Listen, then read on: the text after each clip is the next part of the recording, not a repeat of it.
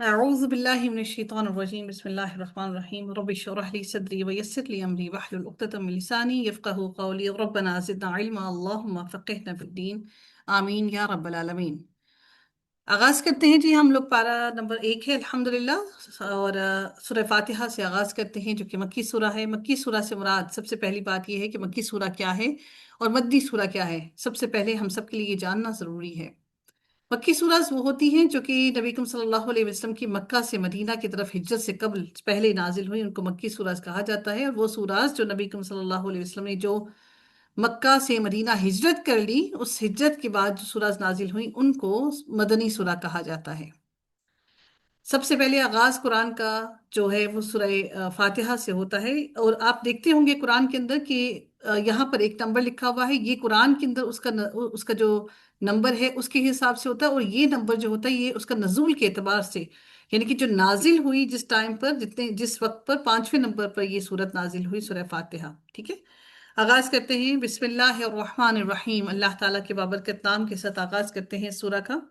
اور الحمد للہ رب العالمین الرحمن الرحیم مالک یوم الدین ایاک نعبد و ایاک نستعین اهدنا الصراط المستقیم صراط الذین انعمت علیہم غیر المغضوب علیہم ولا الضالین آمین یا رب العالمین۔ آغاز ہوتا ہے جی سورہ کا، اللہ تعالیٰ کا آغاز کرتے ہیں سورہ کا، اور آغاز کس بات سے ہوتا ہے کہ سب تعریفیں اللہ تعالیٰ کے لیے ہیں جو تمام جہانوں کو پالنے والا ہے۔ سب سے پہلے سورہ فاتحہ کے میں آپ لوگوں کو فضائل کے بارے میں بتانا چاہوں گی کہ سیدنا عبداللہ بن عباس فرماتے ہیں کہ ایک دن جبرائیل علیہ السلام رسول اللہ صلی اللہ علیہ وآلہ وسلم کے پاس بیٹھے ہوئے تھے کہ انہوں نے اپنے اوپر ایک زوردار آواز سنی۔ انہوں نے اپنا سر اٹھایا، پھر فرمایا یہ آسمان کا ایک دروازہ ہے جو آج کھلا ہے، اس سے پہلے کبھی نہیں کھلا۔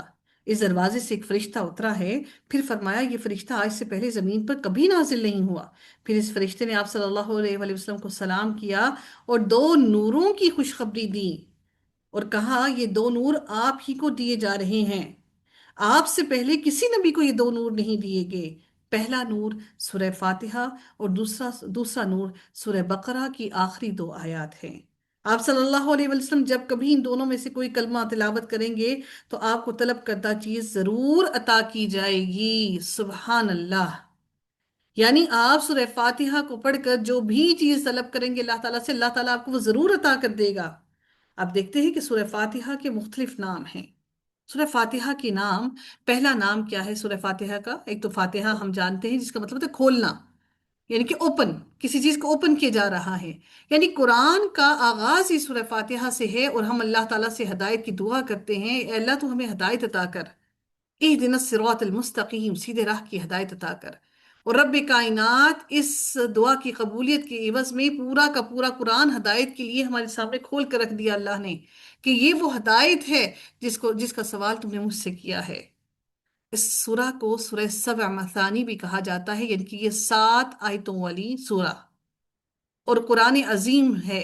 اور یہ جو مجھے، اور یعنی یہ جو سورہ ہے اللہ تعالیٰ نے نبی کریم صلی اللہ علیہ وسلم کو دی، اور اس سورہ کو سورہ الحمدللہ بھی کہا جاتا ہے، ام القرآن یعنی کہ قرآن کی ماں، ام الکتاب یعنی کہ قرآن کتاب کی ماں، اور یہ بار بار دہرائی جانے والی آیات ہیں،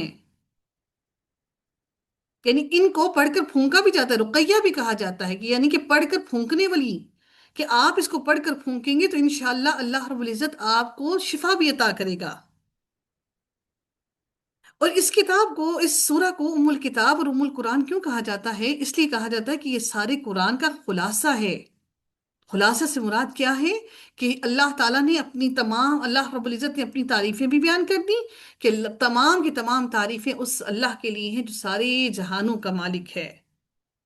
اور پھر اس کے بعد اللہ تعالیٰ نے ہدایت کا راستہ بھی بتا دیا، اور پھر ان لوگوں کے بارے میں بھی بیان کر دیا کہ جن کو اللہ نے گمراہ کر دیا اور جن پر اللہ تعالیٰ کو غضبناک ہوا۔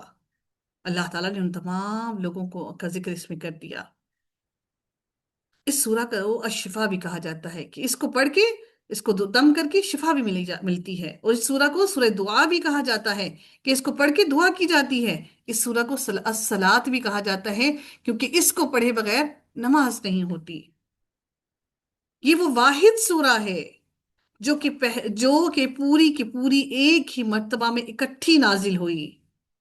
یعنی یہ صورت یعنی کس وقت نازل ہوئی؟ ابتدائی دور میں، ابھی ابھی اسلام کا آغاز ہوا تھا، اور ابتدائی ادوار کے اندر ہی یہ پوری کی پوری مکمل سورہ نازل ہوئی۔ اور ایک اور بات کہ کچھ روایات میں آتا ہے کہ یہ جو بسم اللہ الرحمن الرحیم ہے، یہ بھی اس سورت کا حصہ ہے۔ اب دیکھتے ہیں کہ یہ ایک نمبر اس کو دیا گیا ہے، اور دوسرا جو نمبر ہے وہ الحمد للہ رب العالمین، یعنی یہ اس سورت کا حصہ ہے بسم اللہ الرحمن الرحیم۔ سیدنا عبداللہ بن عباس رضی اللہ تعالیٰ عنہ فرماتے ہیں کہ رسول اللہ صلی اللہ علیہ وسلم سورت کے ختم ہونے کو نہیں پہچانتے تھے، ان کو نہیں پتہ چلتا تھا کہ سورت ختم ہو گئی ہے، جب تک کہ اللہ تعالیٰ بسم اللہ الرحمن الرحیم نازل نہ فرماتے۔ یعنی ہر سورت کے مکمل ہونے کے بعد بسم اللہ الرحمن الرحیم کا بھی نزول ہوا۔ اس سے پتہ چلتا ہے کہ جو بسم اللہ الرحمن الرحیم ہے یہ 113 مرتبہ نازل ہوا۔ کیوں؟ کیونکہ سورہ توبہ کے ساتھ بسم اللہ الرحمن الرحیم کا نزول نہیں ہوا۔ سیدنا انس بن مالک سے روایت ہے کہ ایک دن ہم رسول اللہ صلی اللہ علیہ وسلم کی مجلس میں بیٹھے تھے کہ آپ صلی اللہ علیہ وسلم پر غنودگی سی طاری ہوئی، جیسے نیند آتی ہے نا اس طرح سے، ٹھیک ہے؟ پھر آپ صلی اللہ علیہ وسلم نے مسکراتے ہوئے اپنا سر اٹھایا، ہم نے پوچھا اللہ کے رسول آپ کس بات پر مسکرا رہے ہیں؟ آپ نے فرمایا کہ مجھ پر ابھی ابھی ایک سورت نازل ہوئی، پھر آپ نے بسم اللہ الرحمن الرحیم پڑھ کر انا اعطیناک الکوثر پوری سورت پڑھی، یعنی ساتھ میں یہ اس بات کا ثبوت ہے کہ ساتھ میں بسم اللہ بھی نازل ہوئی۔ اچھا، جو بسم اللہ الرحمن الرحیم ہے یہ سورہ نمل کی ایک مستقل آیت ہے، سورہ نمل میں یہ آیت پوری نازل ہوئی ہے، باقی تو ہر سورہ کے ساتھ ساتھ یہ نازل ہوتی رہی، لیکن اس کے اندر یہ جو سورہ آیت ہے یہ ایک مستقل طور پر ایک آیت کے طور پر نازل ہوئی۔ اب ایک اور بات کرتے ہیں، آغاز کرتے ہیں کہ اللہ تعالیٰ ارشاد فرماتے ہیں الحمدللہ رب العالمین، تمام کی تمام تعریفیں اللہ رب العزت کے لیے ہیں جو تمام جہانوں کا پالنے والا ہے۔ ہم سمجھتے ہیں یہ جہان جو ہے یہ صرف ہمارا ہے، جس زمین کے اوپر ہم رہ رہے ہیں، ہم انسان ہیں، بس یہی جہان ہے، نہیں، اللہ تعالیٰ نے بہت سے عالم بنائے، جنوں اور فرشتوں، زمین کے اوپر، زمین کے نیچے، سمندر کے اندر، سمندر کی گہرائیوں کے اندر، اور اللہ تعالیٰ نے اجرام فلکی آسمان پہ اتنے زیادہ سیارے اور پتہ نہیں کیا کچھ اللہ تعالیٰ نے بنایا، اور کتنے جہان ہیں اللہ تعالیٰ کی ہمیں علم ہی نہیں۔ اور پھر رب کائنات نے فرمایا الرحمن الرحیم، یعنی تعریف ہو رہی ہے، ہم سمجھتے کہ ہماری تعریف ہونی چاہیے، تمام کی تمام تعریفیں اللہ تعالیٰ کے لیے ہیں۔ ہمیں اپنے حسن کی تعریف چاہیے، ہمیں اپنے کھانے پکانے کی تعریف چاہیے، ہمیں اپنے مال کی تعریف چاہیے، ہمیں اپنی اولاد کی تعریف چاہیے، لیکن میرے رب نے کہا کہ تمام کی تمام تعریفیں اس رب کے لیے ہیں جو سارے جہانوں کو پالنے والا ہے، تمام جہانوں کی تربیت کرنے والا ہے۔ ہم کوشش کرتے ہیں، لیکن اس تربیت کے اندر اللہ تعالیٰ ہے جو برکتیں عطا کرتا ہے۔ ہم صرف اپنی اولاد کے لیے کوشش کر سکتے ہیں اور اللہ سے دعا کر سکتے ہیں کہ اے پروردگار ہماری اس تربیت کو نفع بخش بنا دے۔ تربیت میرے رب کے ہاتھ میں ہے، اور میرا رب وہ ہے جو سب کو پالنے والا اور سب کی تربیت کرنے والا ہے۔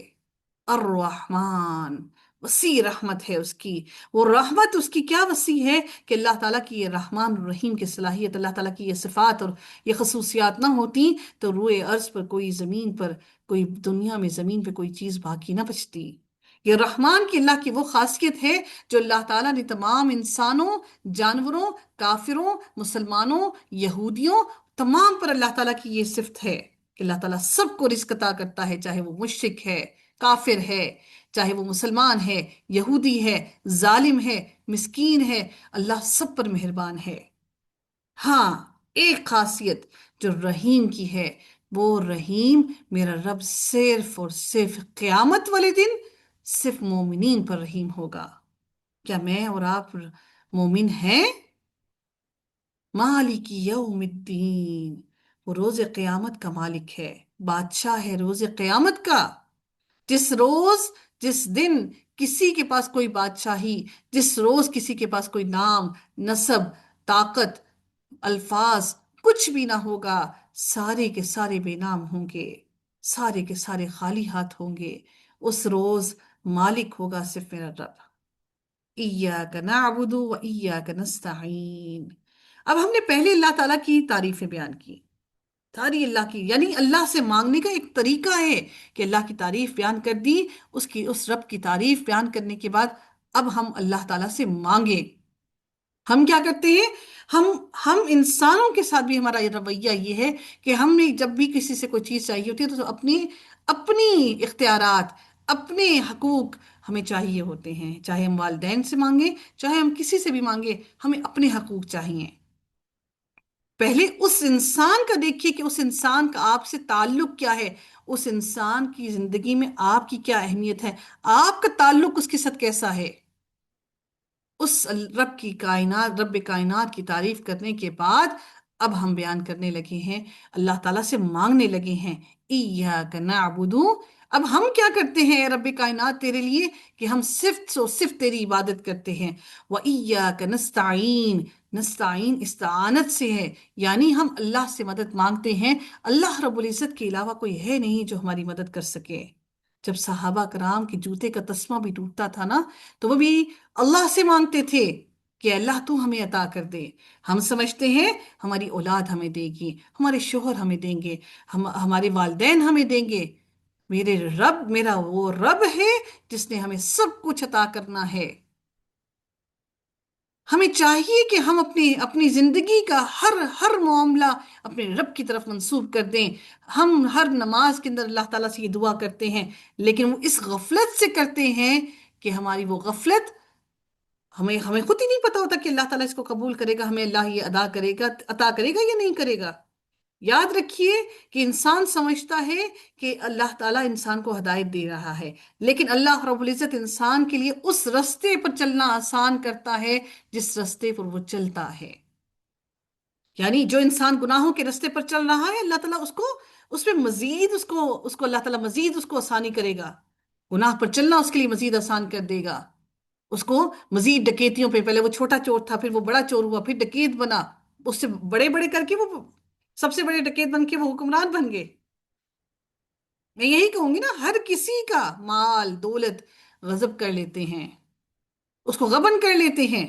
जो इंसान जिस रास्ते पर चलता है, अल्लाह ताला उसके लिए वही रास्ता आसान करता है। फिर कोई ये गिला ना करे कि अल्लाह ने हमारे साथ ज्यादती की, मेरा रब किसी के साथ ज्यादती नहीं करता। हमने अल्लाह का रास्ता चुना, हमने कुरान को चुना, कुरान को सीखने की कोशिश किए। सुबहान अल्लाह, मेरे रब पे कुर्बान जाएं कि मेरा रब क्या कहता है कि जैसे ही हम अल्लाह की तरफ एक कदम बढ़ाते हैं तो मेरा रब 10 कदम बढ़ाएगा। हम चल के जाते हैं, मेरा रब दौड़ कर आएगा। सुबहान अल्लाह। तो जब अल्लाह की तरफ जाएंगे, मेरा रब हमें, हम जानते ही नहीं कि कहाँ कहाँ से वो दरवाजे खोलेगा, और वो हमें कहाँ कहाँ से इल्म अता करेगा, वो कहाँ कहाँ से हमारे लिए अमल करना आसान करेगा। सुबहान अल्लाह। फिर मेरे रब ने मजीद फरमाया, इहदिन सिरातल मुस्तकीम। हमें भी अल्लाह से मांग रहे हैं, यानी हमने अल्लाह ताला से पहले पहले अल्लाह की हमदो सना की, अब हम अल्लाह से मांग रहे हैं, इहदिन सिरातल मुस्तकीम, ए अल्लाह तू हमें सीधे रास्ते पर चला। अब ये सीधा रास्ता कौन सा है? जो तेरी तरफ जाने वाला है। ये दुनिया के जो रास्ते हैं ना, ये टेढ़े हैं। कोई दाएं निकल रहा है, कोई बाएं निकल रहा है, कोई मशरिक जा रहा है, कोई मगरिब जा रहा है। अल्लाह ने कहा कि सीधे रास्ते पर चलो, और अल्लाह ताला से हम दुआ कर रहे हैं कि ऐ परवरदिगार तू हमें सीधा रास्ता अता कर। और देखिए, मेरे रब ने आपको और मुझे कुरान दे दिया। अल्लाह ने कहा ना कि अल्लाह की रस्सी को मजबूती से थाम लो। इस रस्सी का एक सिरा मेरे हाथ में है, और हमारे हाथ में है, और दूसरा सिरा मेरे रब के हाथ में है। वो सिरा क्या है? वो कुरान है। जिसने कुरान को छोड़ दिया तो यकीन कीजिए कि वो इंसान मुफलिस हो गया। उसने सब कुछ छोड़ दिया। दीन इस्लाम हमारी जिंदगी गुजारने का तरीका है। हमारे हाथ से सब कुछ निकल गया, हमें तो रास्ता ही ना मिला, हमें तो राह ही ना मिली, हमें तो जिंदगी गुजारने का तरीका ही ना मिला। फिर हम डिप्रेशन में चले गए, हम परेशानी में मुब्तला हो गए, दुनिया की ख्वाहिशात में मुब्तला हो गए, ब्रांड्स के कपड़े पहनने में परेशानी हो गई, फलां ने सब कुछ पहन लिया, हम रह गए। हर किसी को होती है, मुझे भी होती है। हम इंसान हैं, और इंसान दुनिया की लज्जत चाहता है क्योंकि वो हमें आंखों से दिखाई देती है। हम अल्लाह ताला की तरफ, चूंकि वो जन्नत हमें दिखाई नहीं देती, काश कि अगर हम वो जन्नत देखते तो हम उससे ज्यादा उसकी तलब करते। लेकिन हमें दिखाई नहीं देती, हमें दुनिया की लग्जरीज दिखाई देती हैं। सिरात अल्लज़ीना अनअमत अलैहिम। और फिर हम अब उस रास्ते का सवाल कर रहे हैं अल्लाह ताला से, उस रास्ते पर हमें तो चला जिन लोगों पर तूने इनाम किया। अब इनाम अल्लाह ने किन पर किया?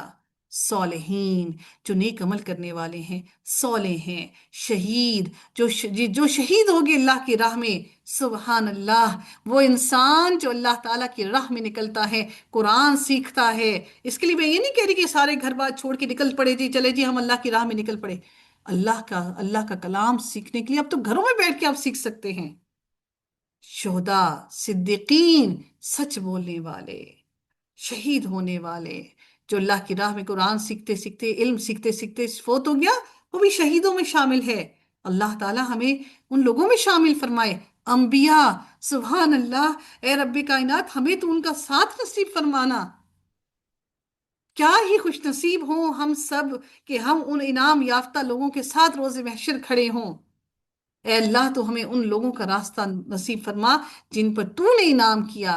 गैरिल मगदूबी, उन लोगों का रास्ता ना दिखाना जिन पर तू गजबनाक हुआ। वो कौन थे? वो यहूदी थे, जिन पर मेरा रब गजबनाक हुआ, जिन पर मेरे रब ने गुस्सा किया। क्यों? क्योंकि अल्लाह ने उनको इतने इनामात दिए, इतनी नवाजिशें की, और उन्होंने क्या किया? उन्होंने दीन के अंदर तहरीफात कर दी, दीन को बदल दिया अपनी मर्जी के मुताबिक। हाँ, हम ये कर लेते हैं, हमें इससे दुनिया का फायदा हासिल होगा। हम ये कर लेते हैं, इससे हमारा नाम नस्ब होगा, लोग हमें पहचानेंगे। फिर उन्होंने अंबिया को कत्ल कर डाला। अल्लाह भी उन पर सख्त गजबनाक है। अलैहिम वलद्दालीन। और गुमराह कौन हो गए? ईसाई। मखदूब कौन से लोग हैं? जो यहूदी हैं। दौलीन कौन से लोग हैं? जो गुमराह हैं। छोटी सी बात मैं कहना चाहूंगी, मेरे रब से हम ये दुआ कर रहे हैं, अल्लाह तो हमें इनाम याफ्ता लोगों के साथ वो रास्ता अता करना, हमें उन लोगों का रास्ता ना अता करना, उन लोगों के रास्ते पर ना चलाना जो जिन पर तू गजबनाक हुआ और जिनको तूने गुमराह किया। बदकिस्मती से हम सारे के सारे ही मुसलमान बर्थडे सेलिब्रेट करते हैं। ये उनकी राह है ना, उनका रास्ता है। हम क्या करते हैं? हम वो सारे काम करते हैं। क्यों? क्योंकि हम स्टेटस कॉन्शियस हैं। हमें लगता है जो ईसाई और यहूदी करते हैं, वो लोग, ईसाई और यहूदी क्या हैं? वो लोग लिबरल उनको समझते हैं, हम उनको फैशनेबल समझते हैं, हम समझते हैं कि वो लोग सही रास्ते पर है। हम उन्हीं की तरह के फैशंस करते हैं, हम उनके कल्चर को अडॉप्ट करना चाहते हैं। और आज हमने उनके कल्चर्स को इतना अडॉप्ट कर लिया कि अब हमें ये चीज़ें कोई मुश्किल लगती ही नहीं।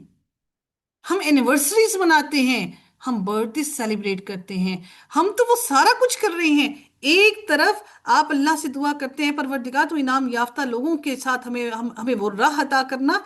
और कैसी मुनाफिकत है हमारे दिलों में कि, और हम करते क्या हैं? वो सारे काम करते हैं जो यहूदी और ईसाई करते हैं।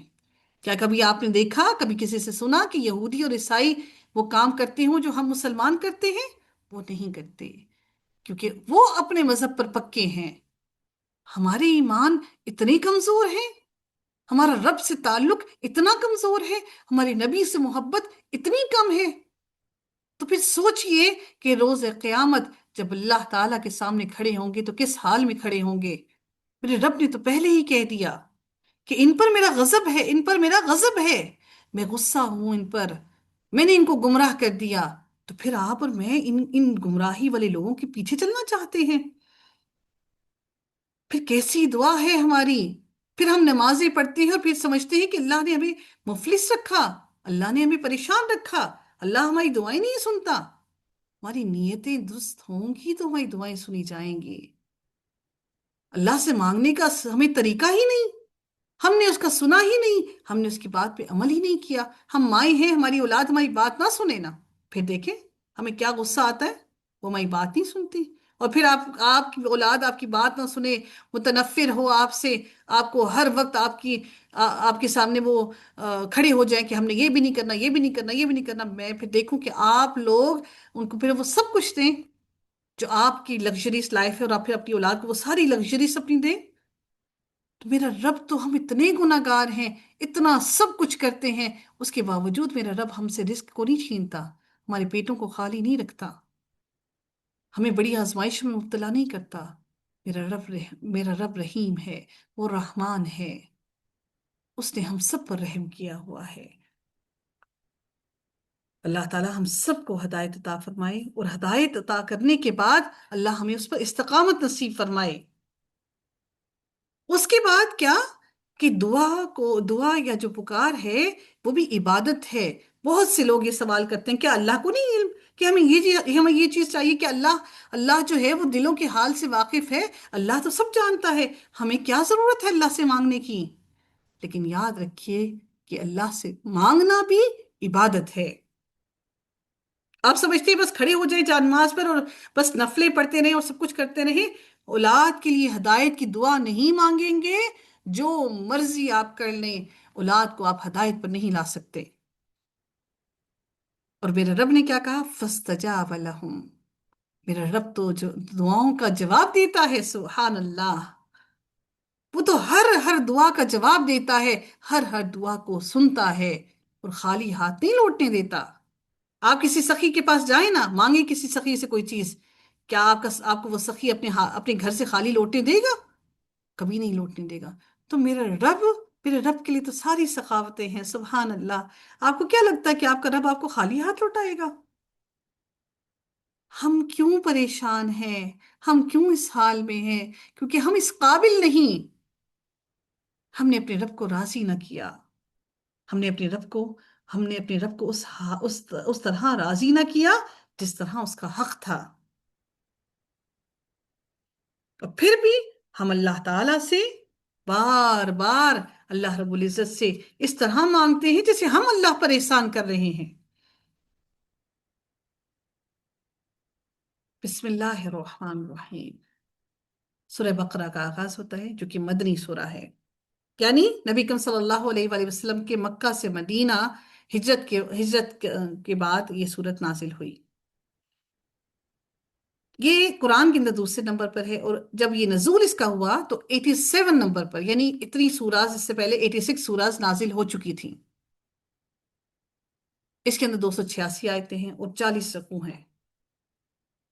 اب اس کے فضائل کے بارے میں سنیے کیا ہے کہ رسول اللہ صلی اللہ علیہ وسلم نے فرمایا، شیطان اس گھر سے نکل جاتا ہے جس گھر میں سورہ بقرہ پڑھی جاتی ہے۔ آپ صلی اللہ علیہ وسلم نے فرمایا، دو جگمگانے والی صورتیں سورہ بقرہ اور سورہ آل عمران پڑھا کرو، قیامت کے دن وہ اس حال میں آئیں گی جیسے دو بادل یا پرندوں کے دو جھنڈ ہوں، یعنی بہت سارے پرندے ہوں، یعنی جیسے پرندے جھنڈ میں جا رہے ہیں نا، بہت سارے اکٹھے ہوئے ہوئے ہیں، اور وہ اپنے پڑھنے والوں کی طرف سے مغفرت کے لیے جھگڑا کریں گے، سبحان اللہ۔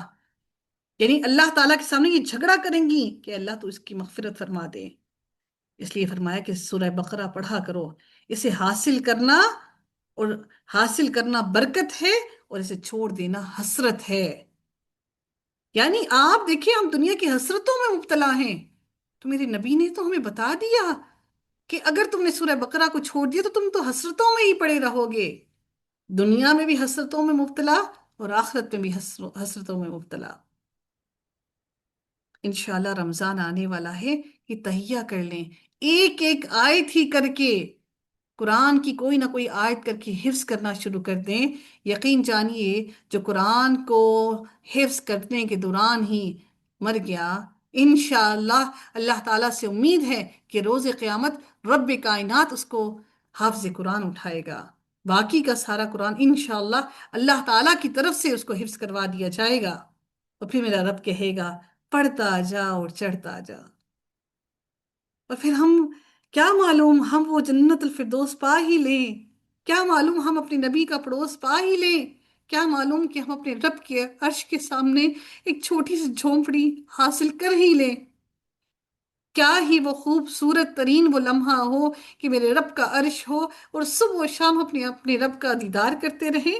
کیا ہی وہ خوبصورت لمحہ ہو کہ ہمیں اپنے نبی کا پڑوس نصیب ہو جائے۔ تو اس قرآن کو اپنے دل میں، اپنے دل کی گہرائیوں میں اتارنے کی کوشش کیجیے۔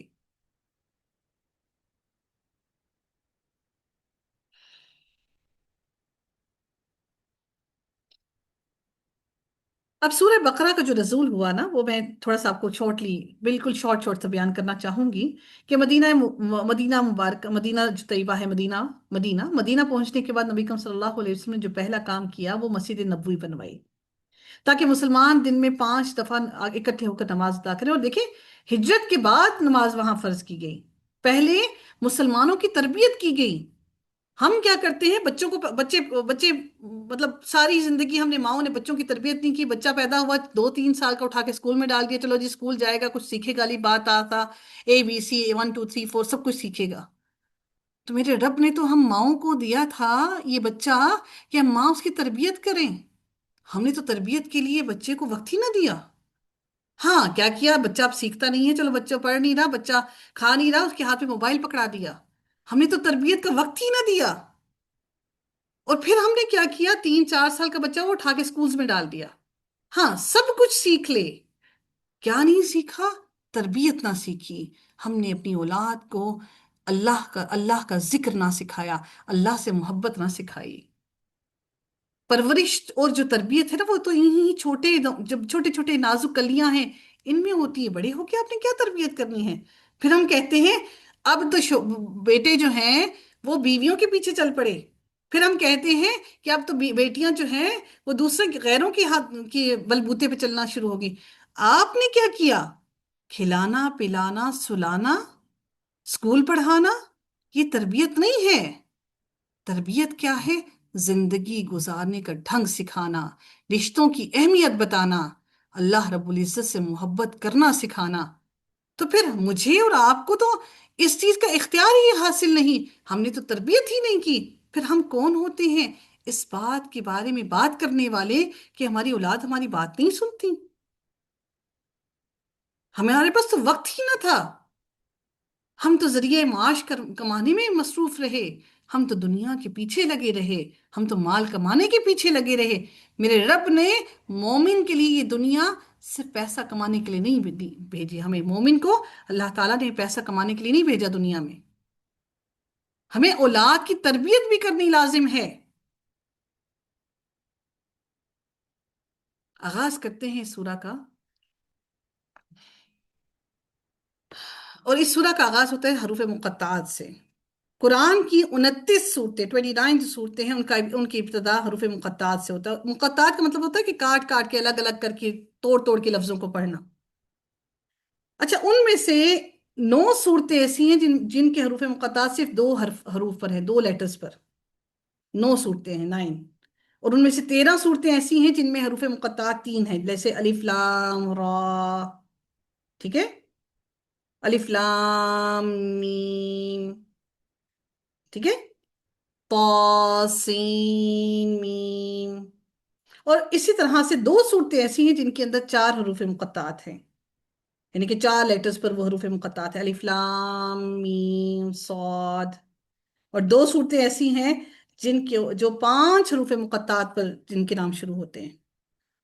अब हरूफ मुक़त्ताआत की कुछ लोग होते हैं जी अपनी अपनी तरफ से उसकी हरूफ मुक़त्ताआत की शुरू हो जाते हैं जी, इसकी ये तफसीर है, ये तफसीर है, ये तफसीर है, ये तफसीर है। हरफ मुक़त्ता की कोई तफसीर हम बयान करने से, कोई भी तफसीर बयान करने से कासिर हैं। मेरा रब इनका इसका मानी जानता है। और बेहतर यही है कि हम उन चीज़ों को छोड़ दें जिनको मेरे रब ने बयान नहीं किया। इंशाअल्लाह, अल्लाह ताला ने चाहा, हम कभी जन्नत में इंशाअल्लाह गए, दाखिल हुए, तो इंशाअल्लाह अल्लाह ताला से वहां पे बैठ के बात करेंगे। इंशाअल्लाह अल्लाह से पूछेंगे। अल्लाह से सवाल तो हम नहीं कर सकते, यानी इल्म हासिल करेंगे। अल्लाह ताला से दुआ है कि अल्लाह ताला हमें इल्म अता करे, और वहां जन्नत में भी जाके हम इल्म सीखते रहें। हमें वहां पर भी इल्म हासिल करने की जुस्तजू हो। या वहां जाके हमने बस खाना पीना तो हमने पकाना नहीं, हमने बस बैठ के जन्नत की लज्जतें ही देखनी है। और किसी इंसान को अगर ये लज्जत हो कि वो इल्म हासिल करता रहे करता रहे करता रहे, तो जाहिर है अल्लाह ताला इंशाल्लाह जन्नत में भी उसको वो लज्जत अता करेगा इल्म हासिल करने की। मेरे रब ने फरमाया हरूफ मुक़त्ताआत के बाद बड़ी ही अहम तरीन बात, ज़ालिकल किताबु ला रैब फीहि हुदल लिल मुत्तकीन। इस किताब के अंदर कोई शक नहीं है और इसके अंदर हिदायत है सिर्फ मुत्तकी लोगों के लिए। अब इससे मुराद क्या है, आप लोग क्या समझते हैं कि सिर्फ मुत्तकी लोग ही इससे हिदायत पाएंगे। मुत्तकी तो पहले से ही अल्लाह से डरने वाला है, उसको हिदायत की क्या जरूरत है। لیکن قرآن وہ ہے جو اللہ جس کو اللہ تعالیٰ نے تمام بنی نو انسان کے لیے ہدایت بنا کر بھیجا۔ لیکن متقی کیوں کہا اللہ نے؟ کیونکہ متقی انسان اللہ کی طرف آتا ہے، وہ قرآن کو کھول کے پڑھتا ہے، اس کو سیکھنے کی کوشش کرتا ہے، اس کو ڈر اور خوف لاحق ہوتا ہے۔ لیکن آپ سوچیں، ہر گھر، ہر مسلمان کے گھر میں قرآن موجود ہے، کیا وہ اس کو سمجھنے کی کوشش کرتے ہیں؟ ہم تو ہاں پڑھتے ضرور ہیں، جب کوئی مر جائے ایصال ثواب کے لیے پڑھتے ہیں۔ تو قرآن تو میرے رب نے ہدایت کے لیے بھیجا، آپ اس کو پڑھ پڑھ کے، عربی پڑھ پڑھ کے کیسی ہدایت حاصل کریں گے؟ آپ مجھے بتائیں کہ جس کی سمجھ ہی نہیں آپ کو، جس الفاظ کی سمجھ نہیں، جن الفاظ کو آپ جانتے نہیں، اس سے آپ کیسے ہدایت حاصل کریں گے؟ تو ہدایت حاصل کرنے کے لیے تو اللہ کی زبان کو سمجھنا بھی لازم ہے۔ سوچئے کہ روز قیامت محشر کے میدان میں عربی زبان میں ہمارا حساب ہوگا، ہم تو اس میں بھی پریشان ہوں گے، اللہ ہمیں تو عربی زبان کی بھی سمجھ کچھ نہیں آتی، کہیں ایسا نہ ہو کہ آگے پیچھے نہ ہو جائیں۔ ہاں اللہ کی طرف سے ظاہری بات ہے، اللہ تعالیٰ ہمیں سکھا بھی دے گا انشاءاللہ، لیکن سوچیں کہ کیا معلوم میرا رب اس عربی کو سیکھنے کی جستجو میں ہی میرا رب ہمیں معاف کر دے، کہ اللہ ہم اللہ سے کی حجت تو بیان کر سکے، اے پروردگار ہم تو تیرا کلام سیکھنے کے لیے اس زبان کے پیچھے دن رات پڑے رہے، ہمیں تو گردانیں ہی سمجھ نہیں آتی تھی، وہ کتبہ کتبہ کتبو کیا پڑھنا تھا؟ ہم سوچئے کہ اللہ تعالیٰ کیا معلوم کہ اللہ رب العزت ہمیں اسی بات کے بارے میں، اللہ رب العزت ہمیں اسی معاملے میں اللہ تعالیٰ ہمیں بخش دے۔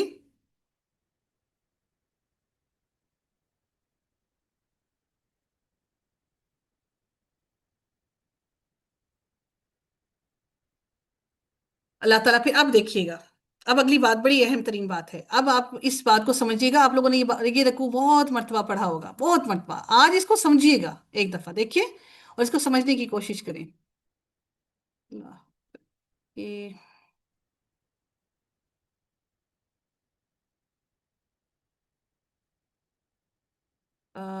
یہ کیا ہو گیا؟ کوئی بتائے گا یہ کیسے واپس آئے گا؟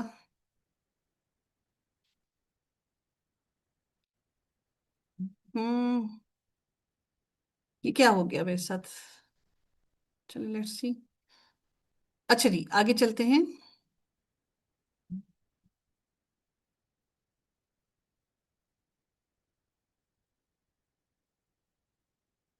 ایک سیکنڈ مجھے دیجیے گا، یہ تھوڑا سا ایشو ہو گیا، بس یہ واپس آتے ہیں انشاءاللہ۔ یہ نہیں ہٹ رہا، کوئی مجھے بتائے گا پلیز کہ یہ کیا ہو گیا، کس طرح سے ہو گیا؟ چلے الحمدللہ۔ چلے جی آگے چلتے ہیں جی، اللہ تعالیٰ آگے کیا ارشاد فرماتے ہیں؟ اب بڑی اہم ترین بات آپ کو میں بتانے لگی ہوں، میں نہیں بتانے والی، اللہ تعالیٰ نے جو قرآن میں بیان کیا وہ میں کوشش کروں گی کہ آپ کو سمجھا سکوں انشاءاللہ۔ اللہ تعالیٰ ارشاد فرماتے ہیں جی، اللہ رب العزت ارشاد فرماتے ہیں اب اگلی آیت کے اندر،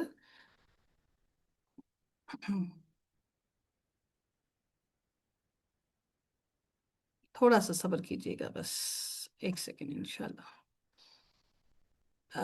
اوکے جی، یہاں پر اب دیکھیے گا جی، اب متقی لوگوں کا اللہ نے بیان کر دیا کہ اس قرآن کے اندر ہدایت ہے متقی لوگوں کے لیے۔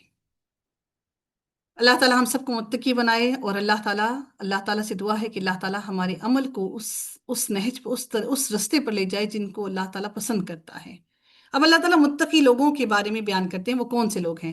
الذین یؤمنون بالغیب، سب سے پہلی بات کہ وہ غیب پر ایمان لائیں، اللہ پر، اس کے رسول پر، فرشتوں پر، اور جنت پر، دوزخ پر، جو چیزیں ہماری سامنے نہیں ہم ان کے بارے میں شکوک نہ کریں، تمام غیب کی باتیں، پہلی خاصیت۔ دوسری خاصیت، وَيُقِيمُونَ الصَّلَاةَ، اور وہ نماز قائم کرتے ہوں، دوسری خاصیت۔ وَمِمَّا رَزَقْنَاهُمْ يُنْفِقُونَ، اور اس میں سے خرچ کرے جو ہم نے ان کو عطا کیا۔ یہ مال آپ کی کمائی نہیں ہے، یہ مال میرے رب نے آپ کو عطا کیا ہے، اللہ نے کہا کہ اس رزق میں سے خرچ کریں جو ہم نے ان کو عطا کیا۔ دیکھیں مال تو بہت سے لوگ کمانے کی کوشش کرتے ہیں، لیکن میرے رب نے یہ ہمیں عطا کیا، اور اللہ تعالیٰ کہتے ہیں کہ اور اس رزق میں سے خرچ کریں جو ہم نے اس کو عطا کیا۔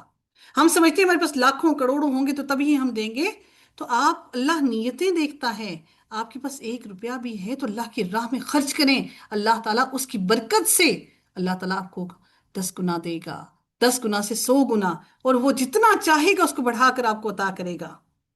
رزق تو اللہ نے ہمارے لیے لکھ دیا ہماری تقدیر میں کہ ہمیں اتنا رزق ملے گا، لیکن ہاں برکتیں ضرور مل سکتی ہیں اس رزق کے اندر۔ تین خاصیتیں चौथी खासियत मुत्तकी की क्या है? वल्लज़ीन युमिनून बिमा उनज़िला, और उस पर ईमान लाते हैं जो हमने उनकी तरफ नाजिल किया। यानी क्या? जो कुरान अल्लाह ने नाजिल किया।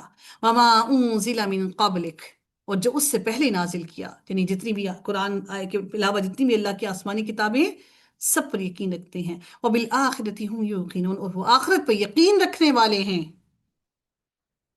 यानी आखिरत पर यकीन क्या मुझे और आपको है? सोचिएगा ये बात।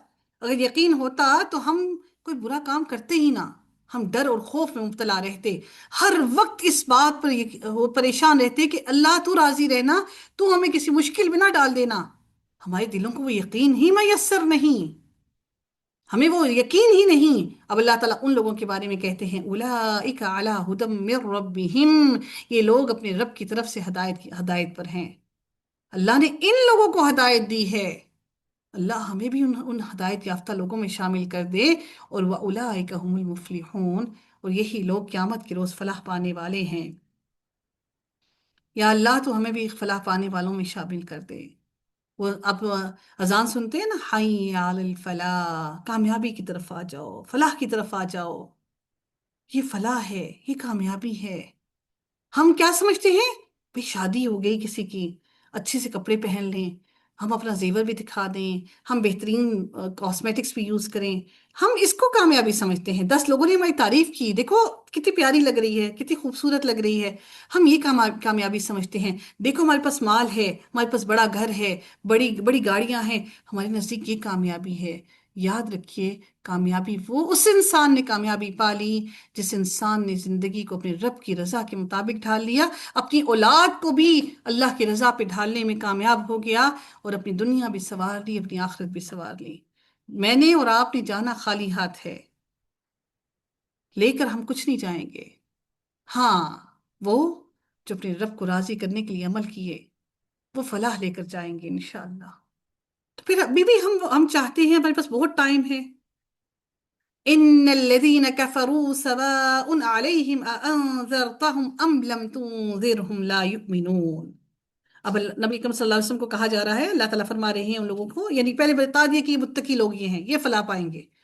अब अल्लाह ताला ने कहा नबी करीम सल्लल्लाहु अलैहि वसल्लम को कि ये वो लोग जिन्होंने जिन्होंने कुफ्र किया, अल्लाह ताला उनके लिए फरमा रहे हैं, नबी करीम सल्लल्लाहु अलैहि वसल्लम को कह रहे हैं, जो लोग कुफ्र करने वाले हैं, आपके लिए बराबर है कि आप उनको डराएं या ना डराएं, वो ईमान नहीं लाएंगे। मैं आपको मजे की बात बताती हूँ। आज तो अपनी फैमिली के लोग हैं, तो मैं चाहूंगी कि आप लोगों को ये बात, क्योंकि वो भी जानती हैं इंशाल्लाह, और आप लोग भी जानते होंगे इस बात को। हम सब के खानदानों में, हम सब की फैमिलीज में ऐसे बहुत सारे लोग होते हैं, आप उनसे दीन की बात करें ना, 2 सेकंड के लिए सुनेंगे, फिर वो मुंह मोड़ के दूसरी तरफ दूसरी बातें करने में मसरूफ हो जाएंगे। अल्लाह का जिक्र जहां आपने किया, जिस जगह किया, यार ये क्या क्या मौलवानी पीछे पड़ गई है, इससे तो बात करना ही फजूल है।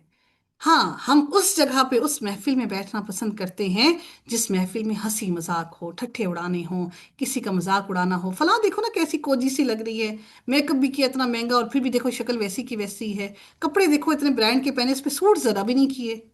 उसको सेंस ही नहीं है कपड़े पहनने की, कपड़ा ओढ़ने की, चलने फिरने की, उसको कोई पता ही नहीं है। माल दे दिया अल्लाह ने, शक्ल देखो कैसी है। ये खवातीन ही हैं जो इन कामों में पड़ी होती, मर्द इन तमाम कामों से आजाद हैं। सोचिए कि हम खवातीन ही हैं जिनके लिए नबी करीम सल्लल्लाहु अलैहि वसल्लम ने फरमा दिया है, औरतों ज्यादा सदका किया करो, क्योंकि मैं तुम्हें जहन्नुम में मर्दों की निस्बत ज्यादा, मैंने तुम्हें ज्यादा पाया जहन्नुम में। हम तो पता नहीं किस तरह अल्लाह को हिसाब देंगे। हम जो कॉस्मेटिक्स पे इतने इतने पैसे लगा देते हैं, हम अल्लाह को कैसे हिसाब देंगे? अल्लाह तूने हमें दिया और हमने 20-20 हजार के मेकअप करवा दिए, फिर हमने धो के वो पैसे सारे के सारे कटर में डाल दिए। सोचिए कि एक एक, अल्लाह ने तो एक एक पैनी का हिसाब लेना है मुझसे और आपसे, कैसे लेंगे? तो अल्लाह ने कहा है नबी, आप उनको डराएं या ना डराएं, उनके लिए उन्हें कोई फर्क नहीं पड़ता, वो ईमान फिर भी नहीं लाएंगे। ऐसा ही हमारे खानदान के उन तमाम लोगों के लिए है, आप उनको समझाएं या ना समझाएं, उनको कोई असर नहीं होगा। 2 सेकंड के लिए ठीक होंगे, दूसरी महफिल में बैठे तो फिर वो वैसे के वैसे ही।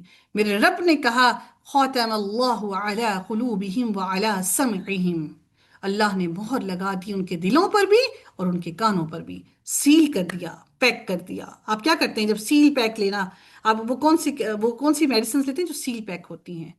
میرے رب نے ان کے دلوں پر مہر لگا دی، کیونکہ انسان کے دل کے اندر ہدایت اترتی ہے، اور انسان کو اللہ تعالیٰ نے ان کی ہٹ دھرمی کے سبب ان کے دلوں پر مہر لگا دی، اور ان کے دلوں کے اندر کچھ نہیں اترے گا۔ اب کیا ہے، آپ سوچیے ایک بات، ایک بڑی اہم ترین بات میں کہنا چاہوں گی آپ لوگوں کو۔ اللہ تعالیٰ نے کان، آنکھیں، ناک، یہ ساری کی ساری جو انسان کی آرگنس ہیں، یہ اللہ نے جانوروں کو بھی دیے ہیں۔ جانور میں اور ہم میں فرق کیا ہے؟ جانور صرف اور صرف آنکھ دیکھنے کے لیے یوز کرتا ہے، کان ایسی کوئی آوازیں شوازیں سننے کے لیے کہ کہیں اس کو کہیں ایکسیڈنٹ نہ ہو جائے، بس وہ اس کے لیے یوز کرتا ہے، اس کو سمجھ کچھ نہیں آتی۔ تو اللہ تعالیٰ نے ہمیں یہ صلاحیتیں اس لیے دیں تاکہ ہم ہدایت کو سنیں، ہدایت پر عمل کریں، اور اپنے آپ کو اس ہدایت کے مطابق ڈھال لیں۔ لیکن بدقسمتی سے ہم قرآن کو سنتے ہی نہیں، سمجھتے ہی نہیں، اس پر عمل کرتے ہی نہیں، تو کیا اللہ نے مہر نہیں لگا دی ہمارے دلوں میں؟ یا اللہ تو ہمارے دلوں کو ایسا نہ کر دینا کہ جن پر مہر لگ جائے۔ نبی کریم صلی اللہ علیہ وسلم نے فرمایا، جب انسان کوئی گناہ کرتا ہے تو اس کے دل پر ایک سیاہ نقطہ، کالے رنگ کا نقطہ لگ جاتا ہے، پھر اگر وہ گناہ چھوڑ دے اور استغفار کر لے اور توبہ کر لے اللہ تعالیٰ سے، تو اس کا دل صاف کر دیا جاتا ہے، اور اگر توبہ کیے بغیر دوبارہ گناہ کرے گا تو نقطہ اس کا بڑھ جاتا ہے۔ جیسے ہوتا ہے نا، آپ کو کوئی چیز بڑھ جاتی ہے، وہ پھیل جاتا ہے یہاں تک کہ وہ پورے دل پر چھا جاتا ہے، اور پھر اس کا دل پورا کا پورا سیاہ ہو جاتا ہے۔ یہی وہ زنگ ہے جس کے بارے میں اللہ تعالیٰ نے فرمایا، کلا بل ران علی قلوبہم ما کانوا یکسبون، ہماری کمائی کی وجہ سے یہ اللہ نے زنگ لگایا ہے۔ اور اللہ تعالیٰ نے وعلی ابصارہم غشاوہ، اور اللہ نے آنکھوں کے سامنے ایسا پردہ ڈال دیا کہ ہمیں کچھ نظر ہی نہیں آئے گا، کوئی ہدایت اور صحیح رستہ نظر ہی نہیں آئے گا۔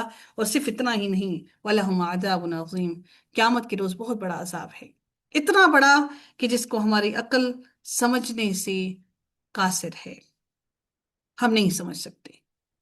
اب اللہ تعالیٰ مزید اگلے لوگوں کے بارے میں بیان کرنے لگے ہیں، وَمِنَ النَّاسِ مَن يَقُولُ آمَنَّا بِاللَّهِ وَبِالْيَوْمِ الْآخِرِ وَمَا هُمْ بِمُؤْمِنِينَ۔ اللہ تعالیٰ نے ان لوگوں کا بتا دیا جن کے دلوں پر مہر ہے، لیکن اللہ نے مومنوں کو بھی ساتھ ساتھ رکھا، ان کے دلوں کو بھی تسلی دینے کے لیے، کہ جن لوگوں نے یہ کہا کہ ہم ایمان لائے کس پر؟ اللہ پر اور آخرت کے دن پر۔ آخرت کے دن پر صرف یہ نہیں کہ آپ کہیں کہ قیامت کا دن ہے بس یہی بہت ہے، نہیں، عمل ہو ویسے کہ جس میں دل میں اللہ کا خوف ہو، ان کی بات کی جا رہی ہے۔ جو یہ کہتے ہیں، اور وہ لوگ جو یہ کہتے ہیں کہ ہم اللہ اور یوم آخرت پر ایمان لائے ہیں، حالانکہ وہ ہرگز ایمان والے نہیں۔ کیا کرتے ہیں یہ لوگ؟ ہم سارے ہی ایسے کہتے ہیں نا کہ ہم تو آخرت پر ہمیں یقین ہے، قیامت کے دن پر یقین ہے، لیکن کیا یقین ہے؟ عمل تو سارے کے سارے ویسے ہیں، جھوٹ بھی ہے، بہتان بھی ہے، فلاں ایسا ہے، فلاں ویسا ہے، شوہر ایسا، دیورانی ایسی، نند ایسی، ساس ایسی۔ اچھا، یہ سارے کے سارے معاملات ہمارے سسرال کے ساتھ ہی ہوتے ہیں، بدقسمتی سے بہنیں ہماری بڑی اچھی، بھائی ہمارے بہت اچھے، سارا کچھ ہی اچھا۔ ہاں، برا کیا ہے؟ ہماری ساس بری، ہماری نند بری، ہمارے دیور برے، ہمارے جیٹھ برے، جیٹھانیاں بری، نندیں بری۔